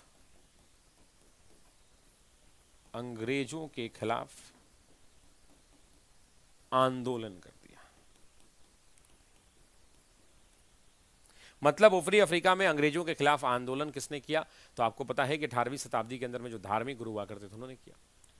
और जो इस्लामिक नेता हैं, जो इस्लाम के जानने वाले जानकार लोग हैं, वो इसी आंदोलन को, इसी संघर्ष को क्या कहते हैं, इसी को वो वहाबी आंदोलन कहते हैं। एक्चुअल में वहाबी की कहानी यहां से शुरू हुई। अब आपको लगेगा कि सर भारत से वहाबी का क्या लेना देना, वो भी मैं आपको बताता हूं। तो ये जब आंदोलन हुआ तो इसी आंदोलन को हम क्या कहते हैं, तो इसे वहाबी आंदोलन कहा जाता है। भारत में अगर हम बात करें तो भारत के अंदर में सैयद अहमद बरेलवी के द्वारा इसे शुरुआती दौर में शुरू किया गया। और जब इन्होंने आंदोलन को शुरू किया, इस आंदोलन को शुरू करने का जो श्रेय है वो किसको जाता है, तो वो आंदोलन को शुरू करने का जो श्रेय है, आंदोलन को जो भारत में शुरू करने का श्रेय है, वो सैयद अहमद बरेलवी को जाता है, बरेलवी को जाता है। और जो ये सैयद अहमद बरेलवी साहब हैं, ये जो सैयद अहमद बरेलवी साहब हैं, इन्होंने इसको शुरू तो कर दिया, लेकिन इन्होंने क्यों शुरू किया, तो इन्होंने कहा कि मैं चाहता हूं कि जो मुसलमान हैं उन मुसलमानों की स्थिति में सुधार आए। और उन्होंने कहा कि मैं चाहता हूं कि मुसलमानों की सामाजिक स्थिति में, मुसलमानों की सामाजिक स्थिति में, मुसलमानों की सामाजिक स्थिति में, मुसलमानों की आर्थिक स्थिति में, मुसलमानों की आर्थिक स्थिति में, मुसलमानों की शैक्षणिक स्थिति में, शैक्षणिक स्थिति में, इन तमाम चीजों में मुसलमानों के अंदर में सुधार आए। और इसी सुधार को लाने के लिए ये जो सैयद अहमद बरेलवी है, ये पटना इनका आगमन हुआ, पटना इनका आगमन हुआ। और पटना जब इनका आगमन हुआ तो उसके बाद धीरे धीरे धीरे धीरे ये पटना में रुके। 1820 के अंदर में जो लोग हज यात्रा पर जा रहे थे, जो यात्री जा रहे थे, उनके साथ कलकत्ता ये यात्रा कर रहे थे, उस बीच ये पटना आके रुक गए। पटना में लौटे, फिर वो हज की यात्रा की। हज की यात्रा के बाद 1822 में मक्का से लौटे। और जब ये 1822 में ये मक्का से लौटे, तो मक्का से लौटने के बाद इन्होंने क्या किया, तो मक्का से लौटने के बाद ये पटना में परमानेंटली सेटल होने का प्लान करने लगे कि हम कहाँ रहेंगे, तो हम साहब पटना में रहेंगे। अब पटना के अंदर में इनके एक बड़े मित्र हुआ करते थे, विलायत अली। उसी विलायत अली के मकान में ये ठहरे, उसी पटना में ये कहाँ रुके, तो विलायत अली, आपने नाम सुना होगा, इनायत अली, विलायत अली, वो सब आएगा आगे, है ना, विलायत अली। और इसी विलायत अली के मकान में रुके और यहीं से रुक कर कहा कि अब हम जो है क्या करेंगे, तो हम पटना में रहकर काम करेंगे। उसके बाद पटना में इन्होंने अपने धीरे धीरे फॉलोअर्स बनाने शुरू किए, इनके शिष्यों की संख्या धीरे धीरे, लोगों को समझाते बुझाते थे तो इनके शिष्यों की संख्या बढ़ती चली गई। और इन्होंने 4 खलीफा नियुक्त किए, पटना में एक संगठन की स्थापना की, और पटना में एक संगठन की स्थापना करने के बाद इन्होंने 4 खलीफा को नियुक्त किया। एग्जाम में वही सवाल पूछता है, इन्होंने कितने खलीफा नियुक्त किए, तो 4 खलीफा इन्होंने क्या किया, तो 4 खलीफा इन्होंने नियुक्त किया, 4 खलीफा इन्होंने नियुक्त किया। और ये जो 4 खलीफा नियुक्त थे उसमें सबसे पहला खलीफा तो विलायत अली और दूसरा इनायत अली। तो पहला अगर हम बात करेंगे तो पहला कौन, तो इनायत अली, दूसरा कौन, तो विलायत अली। ये 2 का तो नाम आपको भूलना ही नहीं है, इनायत और विलायत का। उसके अलावा शाह मोहम्मद हुसैन और फरहत हुसैन, शाह मोहम्मद हुसैन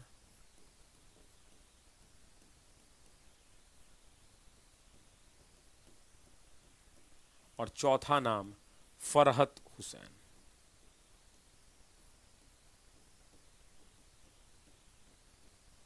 ये 4 लोगों को इन्होंने अपना क्या किया, खलीफा नियुक्त किया, और इन लोगों से कहा कि तुम हमारे शिष्य हो, अब तुम जो है क्या करो, तो तुम लोग प्रचार प्रसार करो। अब ये लोग जो हैं, ये लोग प्रचार प्रसार करने के लिए बिहार से बाहर निकले और उसके बाद ये अफगानिस्तान चले गए, और अफगानिस्तान जाकर अफगानिस्तान गए ये लोग। और अफगानिस्तान जब जाने की बात आती है तो इनायत अली, विलायत अली तो थे ही, इनके साथ 2-3 और लोग थे, जैसे बकर अली, तालमी अली, 2 लोग। एक हुआ करते थे तालमी अली और एक हुआ करते थे बकर अली। इसके अलावा एक और व्यक्ति था, जिस व्यक्ति का नाम था मीर उस्मान अली, मीर उस्मान अली।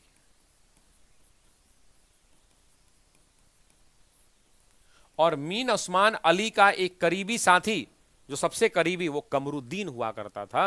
वो कौन हुआ करता था, वो कमरुद्दीन हुआ करता था। तो ये कुल मिला के ये जो 6 लोग हैं, ये जो कुल मिला के ये जो 6 लोग हैं, ये जो 6 लोग हैं, ये 6 लोग क्या किए, तो ये 6 लोग सबसे पहले पटना में प्रचार प्रसार किया। पटना से ये सीधा चले गए कहां, तो बरेली गए प्रचार प्रसार करने, और बरेली में भी इन्होंने वहाबियों का खूब प्रचार प्रसार किया। उसके बाद बरेलवी सिद्धांत का प्रचार प्रसार किया। फिर यहां से बरेली से निकले, तो बरेली से निकलकर 1825 में ये अफगानिस्तान पहुंच गए, ये अफगानिस्तान पहुंच गए प्रचार प्रसार करने के लिए। फिर अफगानिस्तान से ये आगे बढ़े, अफगानिस्तान में प्रचार प्रसार किया, वहां भी नहीं रुके, और उसके बाद ये 1826 के अंदर में कहां पहुंचे, तो 1826 के अंदर में आपको पता है कि पश्चिमोत्तर प्रांत है, नॉर्थ वेस्टर्न फ्रंटियर प्रोविंस, वहां पे एक कबायली प्रदेश हुआ करता था, जो कबायली जनजाति का हुआ करता था। तो कबायली प्रदेश के अंदर में वहां भी जाकर ये रुके, और वहां भी जाकर अपना प्रचार प्रसार किया, और जब वहां गए तो वहीं जाकर बस गए, और वहां पर एक केंद्र बनाया। इस कबायली प्रक्षेत्र के अंदर में एक केंद्र बनाया, और उस केंद्र का नाम सीताना हुआ करता था, सीताना हुआ करता था। और इसी सीताना केंद्र, मतलब सीताना एक शहर का नाम है, उसी सीताना से बैठकर ये वहाबियों के संघर्ष को आगे धीरे धीरे बढ़ा गए। अब यहां से पैसा भेज रहे हैं कहां, तो पटना भेज रहे हैं, और यहीं से बैठकर पटना को भी संचालित कर रहे हैं। दिल्ली के अंदर में एक व्यक्ति थे जिनका नाम था मोहम्मद नसरुद्दीन। एग्जाम में पूछता है कि दिल्ली के अंदर में वहाबियों के आंदोलन का नेतृत्व किसने किया, तो दिल्ली में साथियों दिल्ली के अंदर में जो व्यक्ति ने आंदोलन का नेतृत्व किया उसका नाम था मोहम्मद नसीरुद्दीन, मोहम्मद नसीरुद्दीन।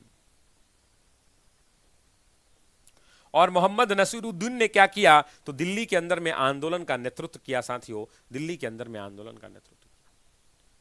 उसके अलावा पटना में विलायत खां को नेतृत्व दिया गया कि आप जाइए, आप जाकर, विलायत खां को कहा गया कि आप जाइए और जाकर आप पटना में नेतृत्व कीजिए। बाद में उनके जो भाई हैं इनायत अली, विलायत खां और इनायत अली, तो पटना के अंदर में साथियों, पटना के अंदर में किसको नेतृत्व मिला, तो पटना में नेतृत्व मिला विलायत अली, जिसे हम विलायत खान भी कहते हैं। और विलायत खान को तो दिया गया, लेकिन इनको कहा गया कि अगर आप सहयोग लेना चाहते हैं तो आप सहयोग अपने भाई से ले सकते हैं, और आपके भाई का नाम है इनायत खान। देखो मेरे भाई, एक भाई कमेंट में बार बार कह रहे हैं कि सर जल्दी जल्दी जल्दी जल्दी, तो यार या तो तुम एमसीक्यू पढ़ लो, और जब मैं अगर डिटेल में पढ़ा रहा हूँ तो ऐसा कमेंट मत किया करो। मैं बहुत सोच सोच के पढ़ाता हूँ, ठीक है, मैं बहुत सोच सोच के पढ़ाता हूँ, इसीलिए आपको अगर नहीं पढ़ना है तो आप घर चले जाइए, लेकिन डिस्टर्ब मत कीजिए। बहुत सिंपल बात। उसके बाद ये दोनों भाई सिर्फ यहां नहीं रुके, ये दोनों भाई फिर पटना से बाहर निकले। पटना से बाहर इन भाइयों ने हैदराबाद में विरोध प्रदर्शन, मतलब वहाबियों का प्रचार प्रसार किया, खूब बढ़ाया लिखाया। बॉम्बे के अंदर में किया, बॉम्बे में किया, बंगाल में किया, मद्रास में किया, मध्य प्रदेश में किया, मध्य प्रदेश में किया। इन तमाम इलाकों के अंदर में इन्होंने वहाबियों का प्रचार प्रसार किया और बोला कि आप लोग वहाबियों का साथ दीजिए और वहाबियों के साथ होइए।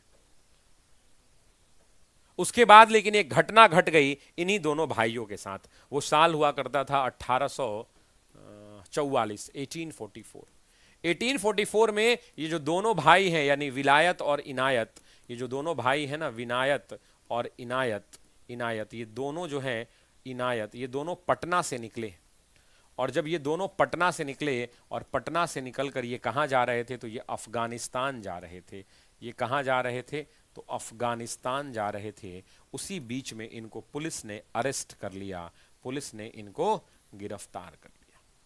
वहाबियों के दो बड़े नेता विलायत अली और इनके साथ इनके भाई इनायत अली 1844 में पटना से अफगानिस्तान जा रहे थे। अंग्रेजों ने इन्हें गिरफ्तार कर लिया और गिरफ्तार कर कर वापस, अरेस्ट करने के बाद वापस लाहौर भेजा, और लाहौर के बाद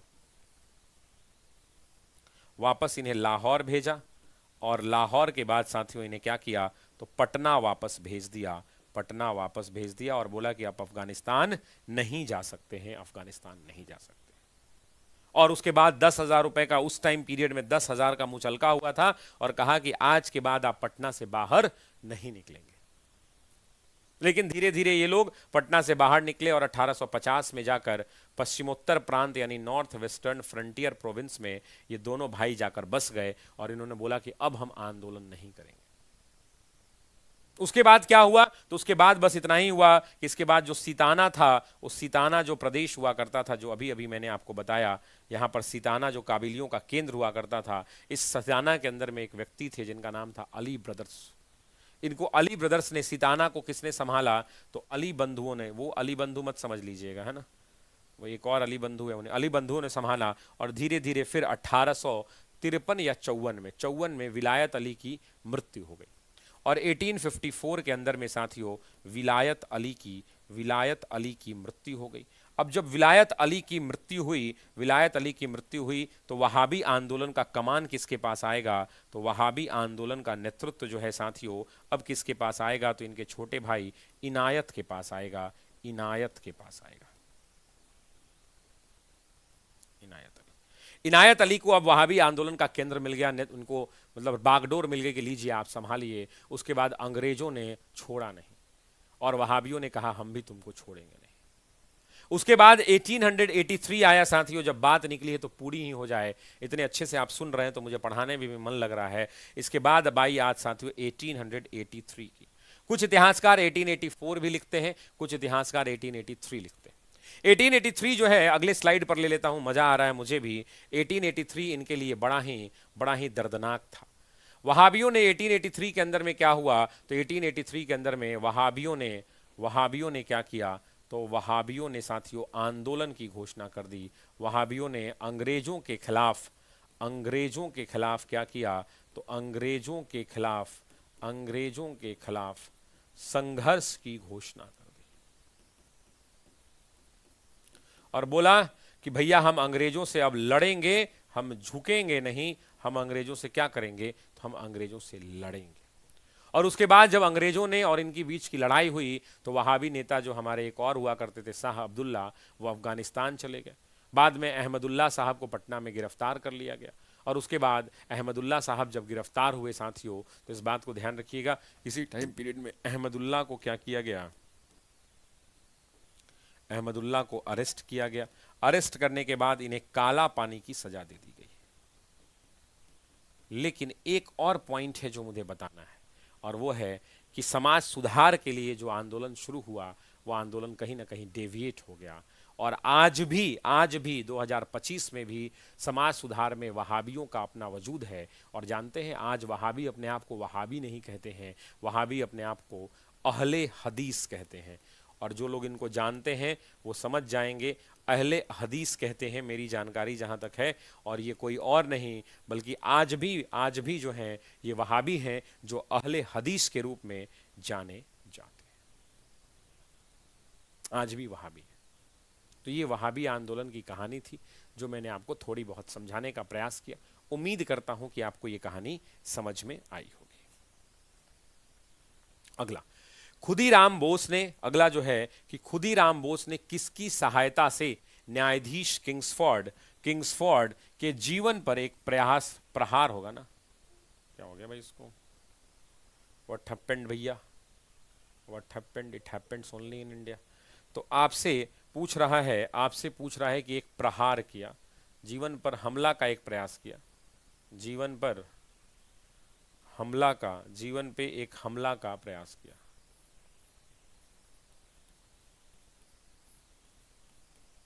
ठीक है, तो वो प्रफुल्ल चाकी थे, विनय कुमार बोस थे, रास बिहारी बोस थे, जाति घोष थे, उपरोक्त में से कोई नहीं या एक से अधिक। तो खुदीराम बोस ने किसकी सहायता से किया है? हाँ बिल्कुल,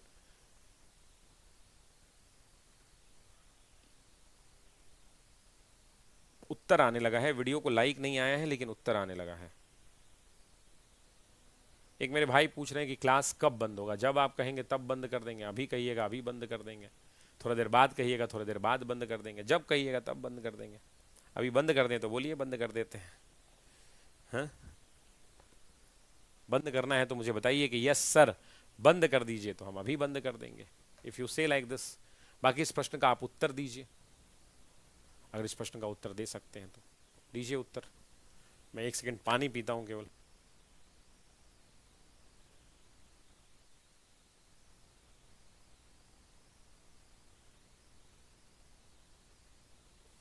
अब यहां पे सवाल है कि इस प्रश्न का उत्तर क्या होगा, तो प्रफुल्ल चाकी होगा। आइए इसकी कहानी देखते हैं क्या है। यह कहानी है मुजफ्फरपुर बम कांड की, मुजफ्फरपुर बम कांड की।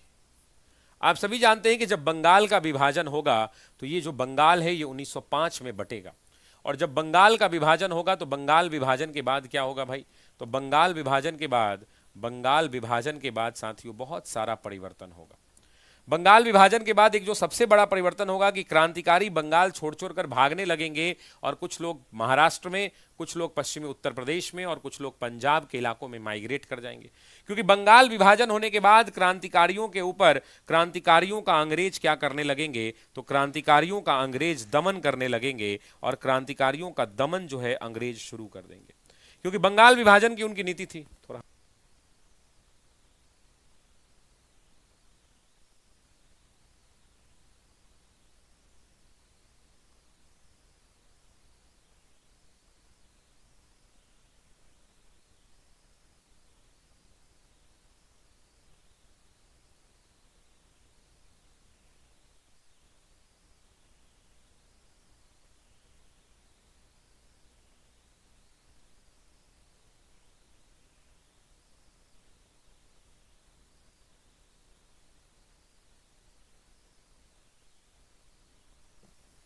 ठीक है, तो यहां पे क्रांतिकारियों का दमन करने का इनका नेतृत्व। तो यहां पे 2-3 चीजें मैं बताऊंगा बहुत डिटेल में, ताकि आपको कुछ समझने में दिक्कत नहीं होगी। ठीक है, अब सुनिए कि इन्होंने बम कब फेंका था। पहला तो सवाल मेरा यही है आपसे, सबसे पहला क्वेश्चन जो मैं आपसे पूछना चाहता हूं वो क्वेश्चन यही है मेरे दोस्त कि इन्होंने बम कब फेंका।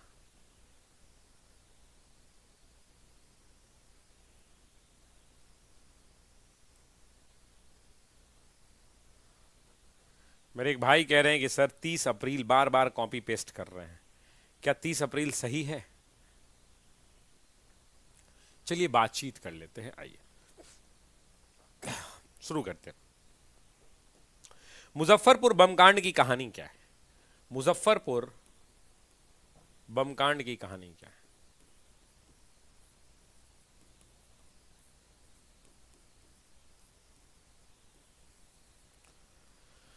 मुजफ्फरपुर बम कांड की कहानी क्या है पूरा डिटेल में समझते हैं। आप समझिए कि बंगाल विभाजन के बाद क्या हो रहा है। तो बंगाल विभाजन के बाद क्या हो रहा है, तो बंगाल विभाजन के बाद बंगाल में क्रांतिकारियों का दमन हो रहा है।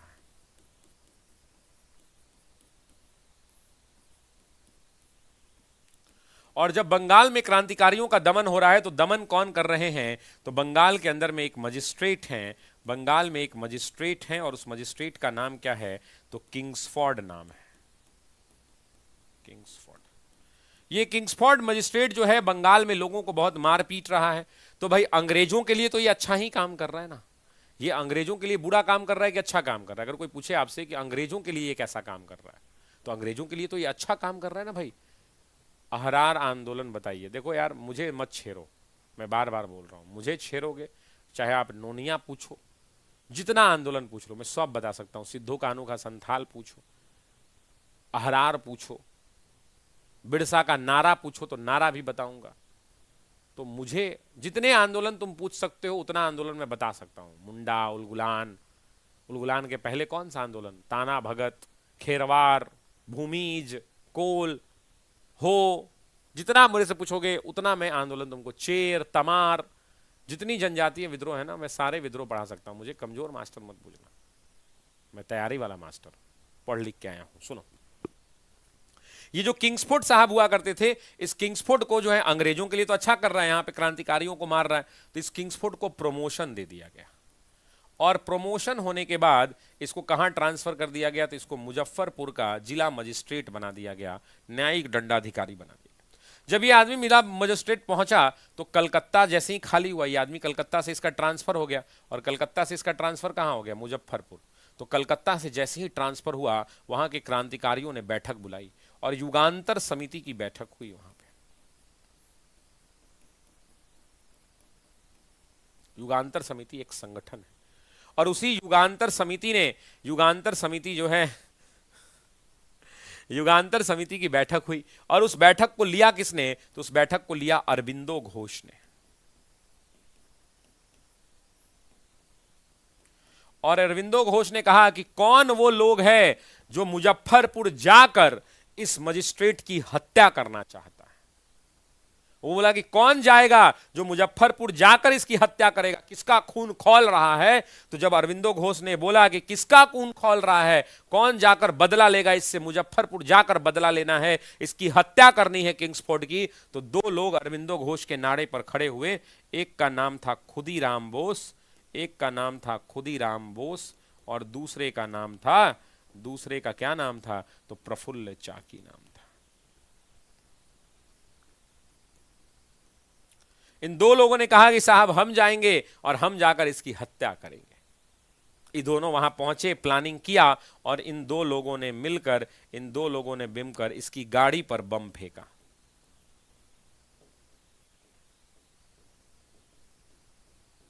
इसकी गाड़ी पर बम फेंका। सभी लोग अपना डेट ऑफ बर्थ भूल जाइएगा, लेकिन बम फेंकने का डेट मत भूलिएगा, 30 अप्रैल 1908। सभी लोग, एक एक आदमी क्लास में बैठा हुआ, एक एक बच्चा अपना हाथ जो है रजाई से बाहर निकालिए और कमेंट कीजिए 30 अप्रैल 1908। 30 अप्रैल 1908 को किंग्सफोर्ड की गाड़ी पर, मुजफ्फरपुर में जब आप जाएंगे तो वहां पे यूरोपियन क्लब हुआ करता था स्टेशन के आगे वाले रोड में, उसी स्टेशन के आगे वाले रोड में यूरोपीय क्लब के सामने इनके ऊपर बम फेंका गया। बम जब फेंका गया तो किंग्सफोर्ड तो बच गया, किंग्सफोर्ड क्या हो गया, तो ये बच गया। लेकिन बम का जो निशाना चूका, तो निशाना किस पर लगा, तो बम जाकर लगा एक बैरिस्टर हुआ करते थे जिनका नाम था प्रिंगले कैनेडी। अच्छे व्यक्ति थे। इस प्रिंगले कैनेडी की पत्नी उस गाड़ी में थी और उसकी बेटी उस गाड़ी में थी। इस गाड़ी के ऊपर बम लगा और दोनों की बम फटने से मृत्यु हो गई, दोनों की मृत्यु हो गई। मृत्यु होने के बाद इन दोनों लोगों ने बम फेंका। बम फेंक के वहां इंतजार तो करेंगे नहीं, वहां से भागे, वहां इंतजार तो करेंगे नहीं, वहां से भागेंगे। और जब बम फेंककर वहां से भागे तो कहानी बदल गई। बम फेंकने के बाद वहां पर पहली बात कर लेते हैं प्रफुल्ल चाकी की। प्रफुल्ल चाकी को पुलिस ने घेर लिया। जब पुलिस ने घेरा साथियों, पुलिस ने जब घेरा तो इन्होंने खुद को गोली मार ली। बोला अंग्रेजों की गोलियों में ताकत कहां, और खुद को साथियों इन्होंने क्या किया, तो खुद को गोली मार लिया और बोला अंग्रेजों की गोली से तो नहीं मरूंगा, और इन्होंने खुद को क्या किया, तो खुद को अपने ही से गोली मार लिया।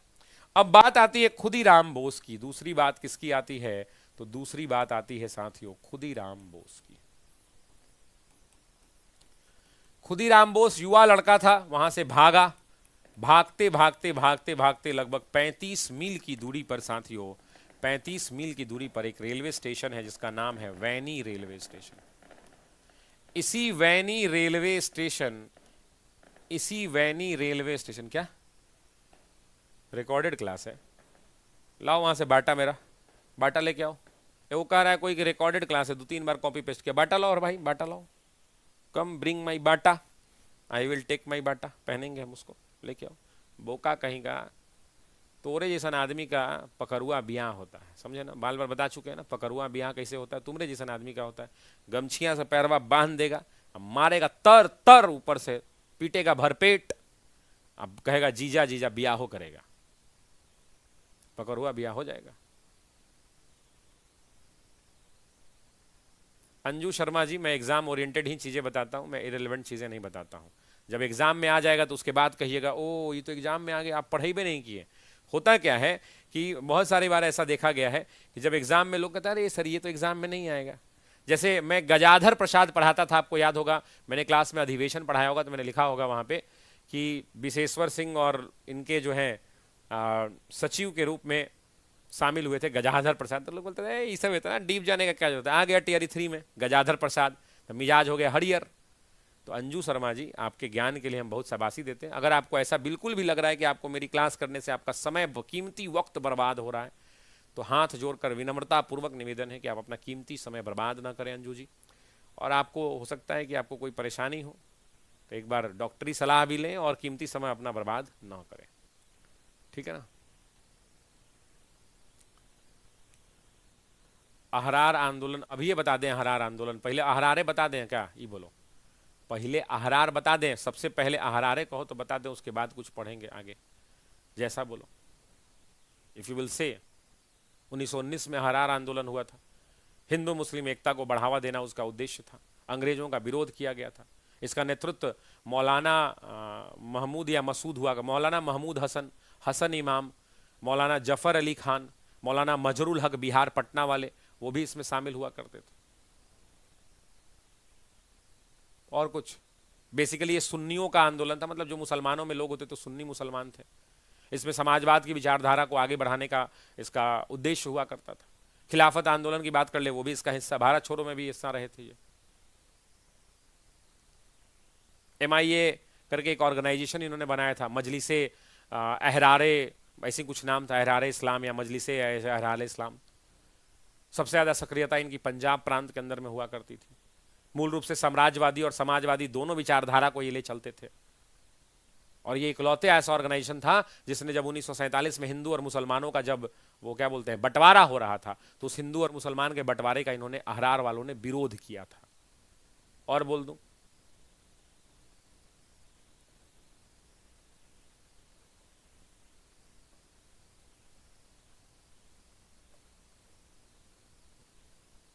ना मैं भी अब वैसे ही करूंगा जैसे बाकी लोग करते हैं। खैर चलिए, वैनी रेलवे स्टेशन ये पहुंचे और थक के वहां पे ना रेडियो निकाला उन्होंने, रेडियो निकाल के ऐसे कान में लगा रहे थे रेडियो को कि सुने कि क्या न्यूज आ रहा है न्यूज़पेपर पर, क्या न्यूज आ रहा है, न्यूज मतलब न्यूज चैनल पे ये रेडियो ऑडियो चलता था। तो उन्होंने जैसे ही निकाला तो उसमें खबर आया कि जो बम फेंका गया था किंग्सफोर्ड पे, उनको बम नहीं लगा और वो जिंदा बच गए। जैसे ही उनको पता चला ओ माय गॉड जिंदा बच गए, तो इनके मुंह से आवाज निकल गई, रेलवे स्टेशन पे से रेडियो लगाए हुए थे, आवाज निकल गई, क्या किंग्सफोर्ड जिंदा बच गया। जैसे ही उन्होंने कहा क्या किंग्सफोर्ड जिंदा बच गया, ये बात जैसे ही उन्होंने कही तो अगल बगल के लोगों ने सुन लिया, और जब अगल बगल के लोगों ने सुन लिया तो वैसी परिस्थिति के अंदर में लोगों ने पुलिस को इन्फॉर्म कर दिया, पुलिस आई और पुलिस ने इनको गिरफ्तार कर लिया, अरेस्ट कर लिया। और जब पुलिस ने इनको अरेस्ट कर लिया तो उसके बाद इनको फांसी की सजा हुई। और फांसी इनको कब पड़ी, ये डेट आपको पता होना चाहिए, 11 अगस्त 1908 को मुजफ्फरपुर सेंट्रल जेल में इनको फांसी दी गई। कहां दी गई, तो मुजफ्फरपुर सेंट्रल जेल में इनको फांसी दी गई। आज़ादी की लड़ाई में, आज़ादी की लड़ाई में सब एग्जाम में पूछेगा कि आज़ादी की लड़ाई में फांसी, आज़ादी की लड़ाई में सबसे कम उम्र का, सबसे कम उम्र का, आज़ादी की लड़ाई में सबसे कम उम्र का लड़का, कम उम्र का लड़का जो हंसते हंसते फांसी के फंदों को झूल गया, वो कोई और नहीं बल्कि खुदीराम बोस हुआ करता था। और उसके बाद सरकार ने क्या किया, तो इनको इनाम दिया। वैनी रेलवे स्टेशन का, वैनी को क्या कहते हैं, तो आज के डेट में पूसा कहते हैं, समस्तीपुर में ना पूसा, तो इसका नाम बदल के कर दिया गया खुदीराम बोस पूसा रेलवे स्टेशन। इसका नाम बदल के क्या कर दिया गया, खुदीराम बोस पूसा रेलवे स्टेशन। और इस सेंट्रल जेल का जो नाम है, इस मुजफ्फरपुर सेंट्रल जेल का नाम भी बदल के कर दिया गया खुदीराम बोस सेंट्रल जेल। और इस हिसाब से एक 18 साल का लड़का हंसते हंसते फांसी के फंदों को झूम गया। ठीक है, हाँ, एक बार विदाई दे मां, पीताम्बर दास की ये पंक्तियां हैं। पीताम्बर दास ने यहीं पर लिखा, पीताम्बर दास ने यहीं पर लिखा था, एक पंक्ति लिखी थी इसके बारे में, बंगाली भाषा में है, एक बार विदाई दे मां।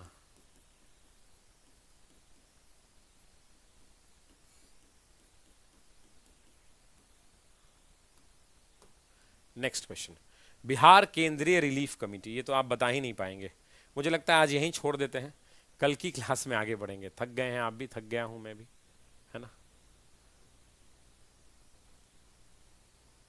क्या, या बता दें ये सवाल, जैसा कहिए।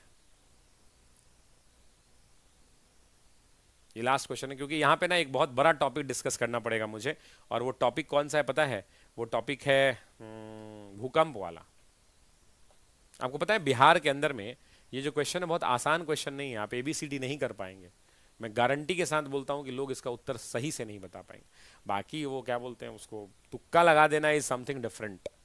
आप तुक्का लगा सकते हैं इस प्रश्न के उत्तर में, लेकिन इस प्रश्न का आप उत्तर नहीं दे पाएंगे, ये मैं गारंटी के साथ कह सकता हूँ।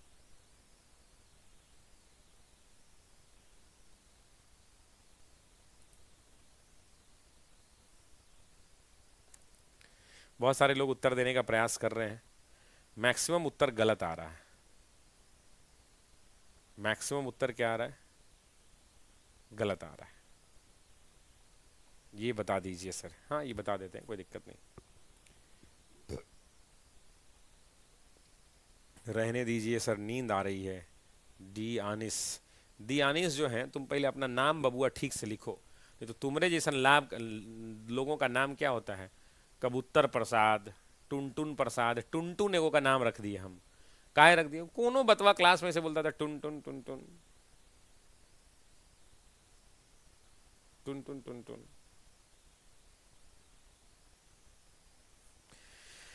बहुत बहुत धन्यवाद सर जी आपका, आपके पढ़ाने का तरीका लाजवाब है, एक बार में समझ आ जाता। आशीर्वाद दीजिए 2-4 में। बिल्कुल आशीर्वाद है, खूब आशीर्वाद है आपको, है ना? अब सुनिए, जब बात निकली है तो अब आइए, हमारे एडमिन भी एक्टिव हो गए हैं, तो इस सवाल को एक्सप्लेन करिए दिया जाए। ये बहुत बड़ा टॉपिक है, लेकिन मैं आपको शॉर्ट में पढ़ाता हूं ये टॉपिक, और इससे TRE 1 में भी, 2 में भी, 3 में भी, 4 में भी, सब में सवाल आएंगे। आए हैं 3 तक, 4 में भी आएगा।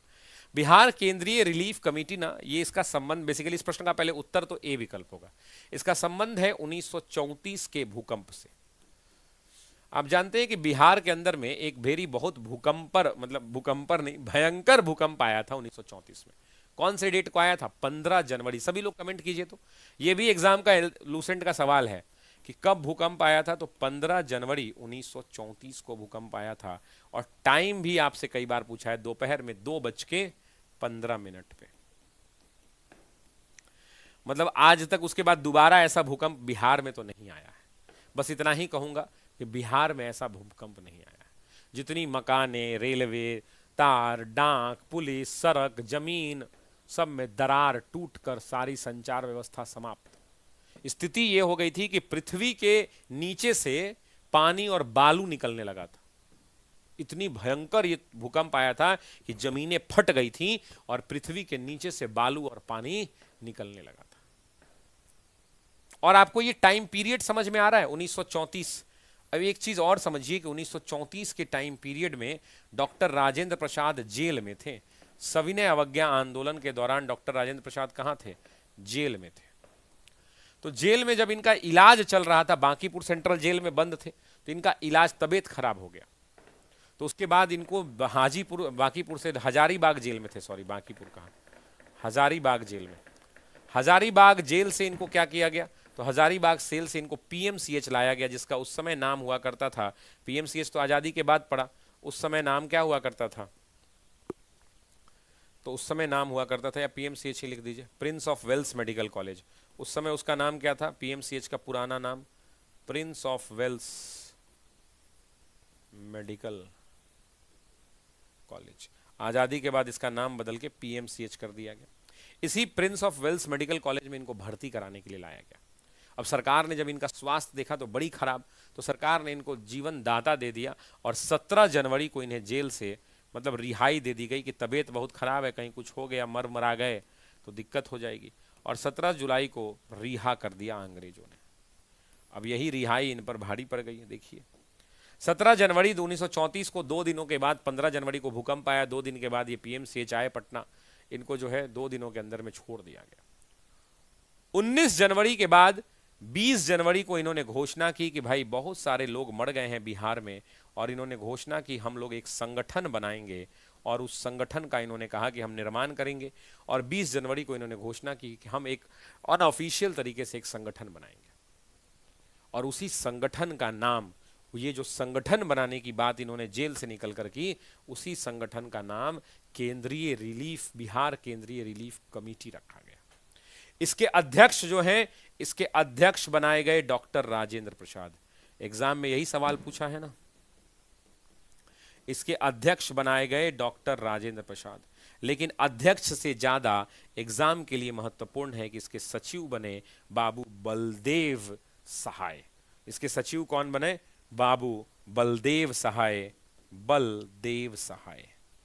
और बलदेव सहाय से है, एग्जाम में सभी लोग कमेंट कीजिए बलदेव सहाय, ये नाम इंपॉर्टेंट है, याद होना चाहिए। इसके अलावा एक और व्यक्ति थे जिनको बनाया गया, जिसका नाम था मौलवी सैयद अहमद हफीज को, मौलवी सैयद अहमद, मौलवी सैयद अहमद हफीज को।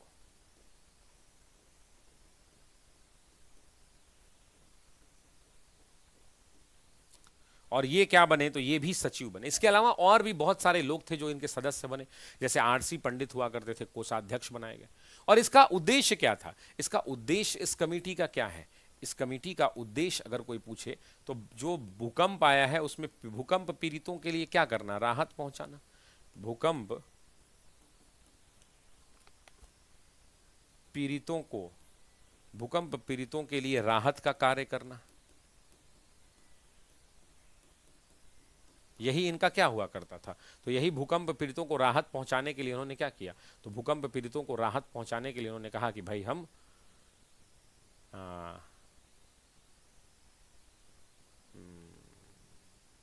आपकी मदद करेंगे, और उसके लिए ये कमेटी बनाई जिसका नाम दिया गया ये। इसके बाद अलग अलग लोगों ने इनका बहुत मदद किया, कोई खाना दे गया, कोई कपड़ा दे गया, रजाई दे गया। वायसराय ने भी देखा कि भैया ये काम नहीं चल रहा है, तो वायसराय ने भी एक खाता खोल दिया। कलकत्ता के मेयर उस समय हुआ करते थे संतोष कुमार बोस, उसी संतोष कुमार बोस ने एक अकाउंट खोला, उसमें इकट्ठा किया 4,75,000 रुपए, और वो 4,75,000 रुपए इनको लाकर दे दिया गया, और राजेंद्र प्रसाद ने उस पैसे का इस्तेमाल किया। उसी टाइम पीरियड पे इलाहाबाद के अंदर में भी कमेटी बनाया जवाहरलाल नेहरू ने, उन्होंने भी पटना आए, वो बिहार की 10 दिनों की यात्रा की उन्होंने, और उसके बाद मुंगेर गए, मुंगेर में देखा स्थिति सब कुछ, तो उन्होंने एक बात कही डॉक्टर राजेंद्र प्रसाद ने कि ऐसी ये समस्या है कि हमारे सारे ताकत, सारे संसाधन, सब कुछ हमारा इसमें लग जाएगा, फिर भी हम इससे जल्द उबर नहीं पाएंगे। उसके बाद डॉक्टर राजेंद्र प्रसाद ने, सर 6 to 8 का नया बैच, अरे यार नया बैच अब शुरू हो गया, अब कितना नया बैच आएगा? चौथा नया बैच आएगा। डॉक्टर राजेंद्र प्रसाद ने सूचना दी महात्मा गांधी को, महात्मा गांधी को ये सूचना मिली थी 21 जनवरी के आसपास, 21 जनवरी को। 21 जनवरी को इन्होंने महात्मा गांधी को सूचना दी कि गांधी जी आप भी आइए, बिहार की स्थिति बड़ी खराब है। तो महात्मा गांधी 11 मार्च को पटना पहुंचे।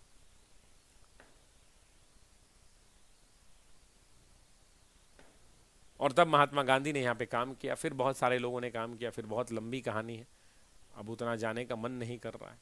लेकिन गांधी जी ने एक बात कही थी कि दया धर्म को मूल है, मूल पाप अभिमान, और सुन बाबू राजेंद्र तूने किया है देश के लिए अभिमान वाला काम। गांधी जी ने वहां कहा था कि दया धर्म को मूल है, मूल पाप अभिमान, और सुन सुन राजेंद्र बाबू ने, सुन राजेंद्र प्रसाद ने, तुमने किया है देश को अभिमान वाला काम। तो ये बात उन्होंने कही थी गांधी जी ने, किसके लिए? तो इनके लिए। अच्छा, एक बात आपको पता है, एक बात आप जानते हैं, गांधी जी अपने साथ हमेशा लाठी एक रखते थे। अच्छा, कितने लोगों को पता है ये बात कि गांधी जी हमेशा अपने साथ एक लाठी रखते थे, लाठी रखते थे हमेशा। सब लोग फोटो में देखे होंगे ना कि महात्मा गांधी ने एक लाठी रखा है। इसी टाइम पीरियड पे 3 अप्रैल 1934 को जब महात्मा गांधी मुंगेर की यात्रा पर थे, मुंगेर की यात्रा पर थे,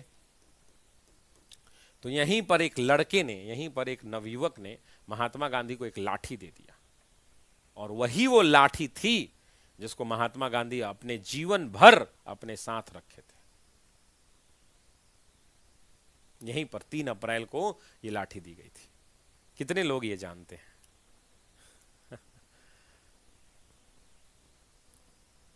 अगर आपको पता था तो कोई बात नहीं, अगर नहीं पता था तो आप जान लीजिए कि ये बात सही है कि महात्मा गांधी को लाठी यहीं मुंगेर की यात्रा के दौरान एक लड़के ने 3 अप्रैल को दिया और कहा कि गांधी जी ये लाठी लीजिए, लाठी दीजिए। और मैं एक बात और कहना चाहता हूं कि इस चैनल को आप सब्सक्राइब कर लीजिएगा, और कल से जो है आप इस सेक्शन के वीडियो सेक्शन को जरूर देखिएगा। मैं कुछ छोटे छोटे वीडियोज इस चैनल पर अपलोड करवाऊंगा, वो लाइव नहीं चलेगा। आपने एक वीडियो देखी होगी 15 मिनट के अंदर में मैंने 50 इंपॉर्टेंट MCQs करवाए हैं। मैं वैसे यहाँ पे तो डिटेल डिस्कशन होता ही है, लेकिन मैं चाहता हूँ कि डिटेल डिस्कशन के साथ साथ कुछ प्रश्न तेजी से भी आपको करवाए जाए। तो वैसे बहुत सारा चीज़ आपको मिलेगा, जिन चीज़ों के माध्यम से हम आपको अवेयर करने का प्रयास करेंगे, पढ़ाने का प्रयास करेंगे, आपके रिवीजन करवाने का आपको प्रयास करेंगे, और बस उद्देश्य एक ही होगा कि आप सभी लोग TRE 4 में सफल हों।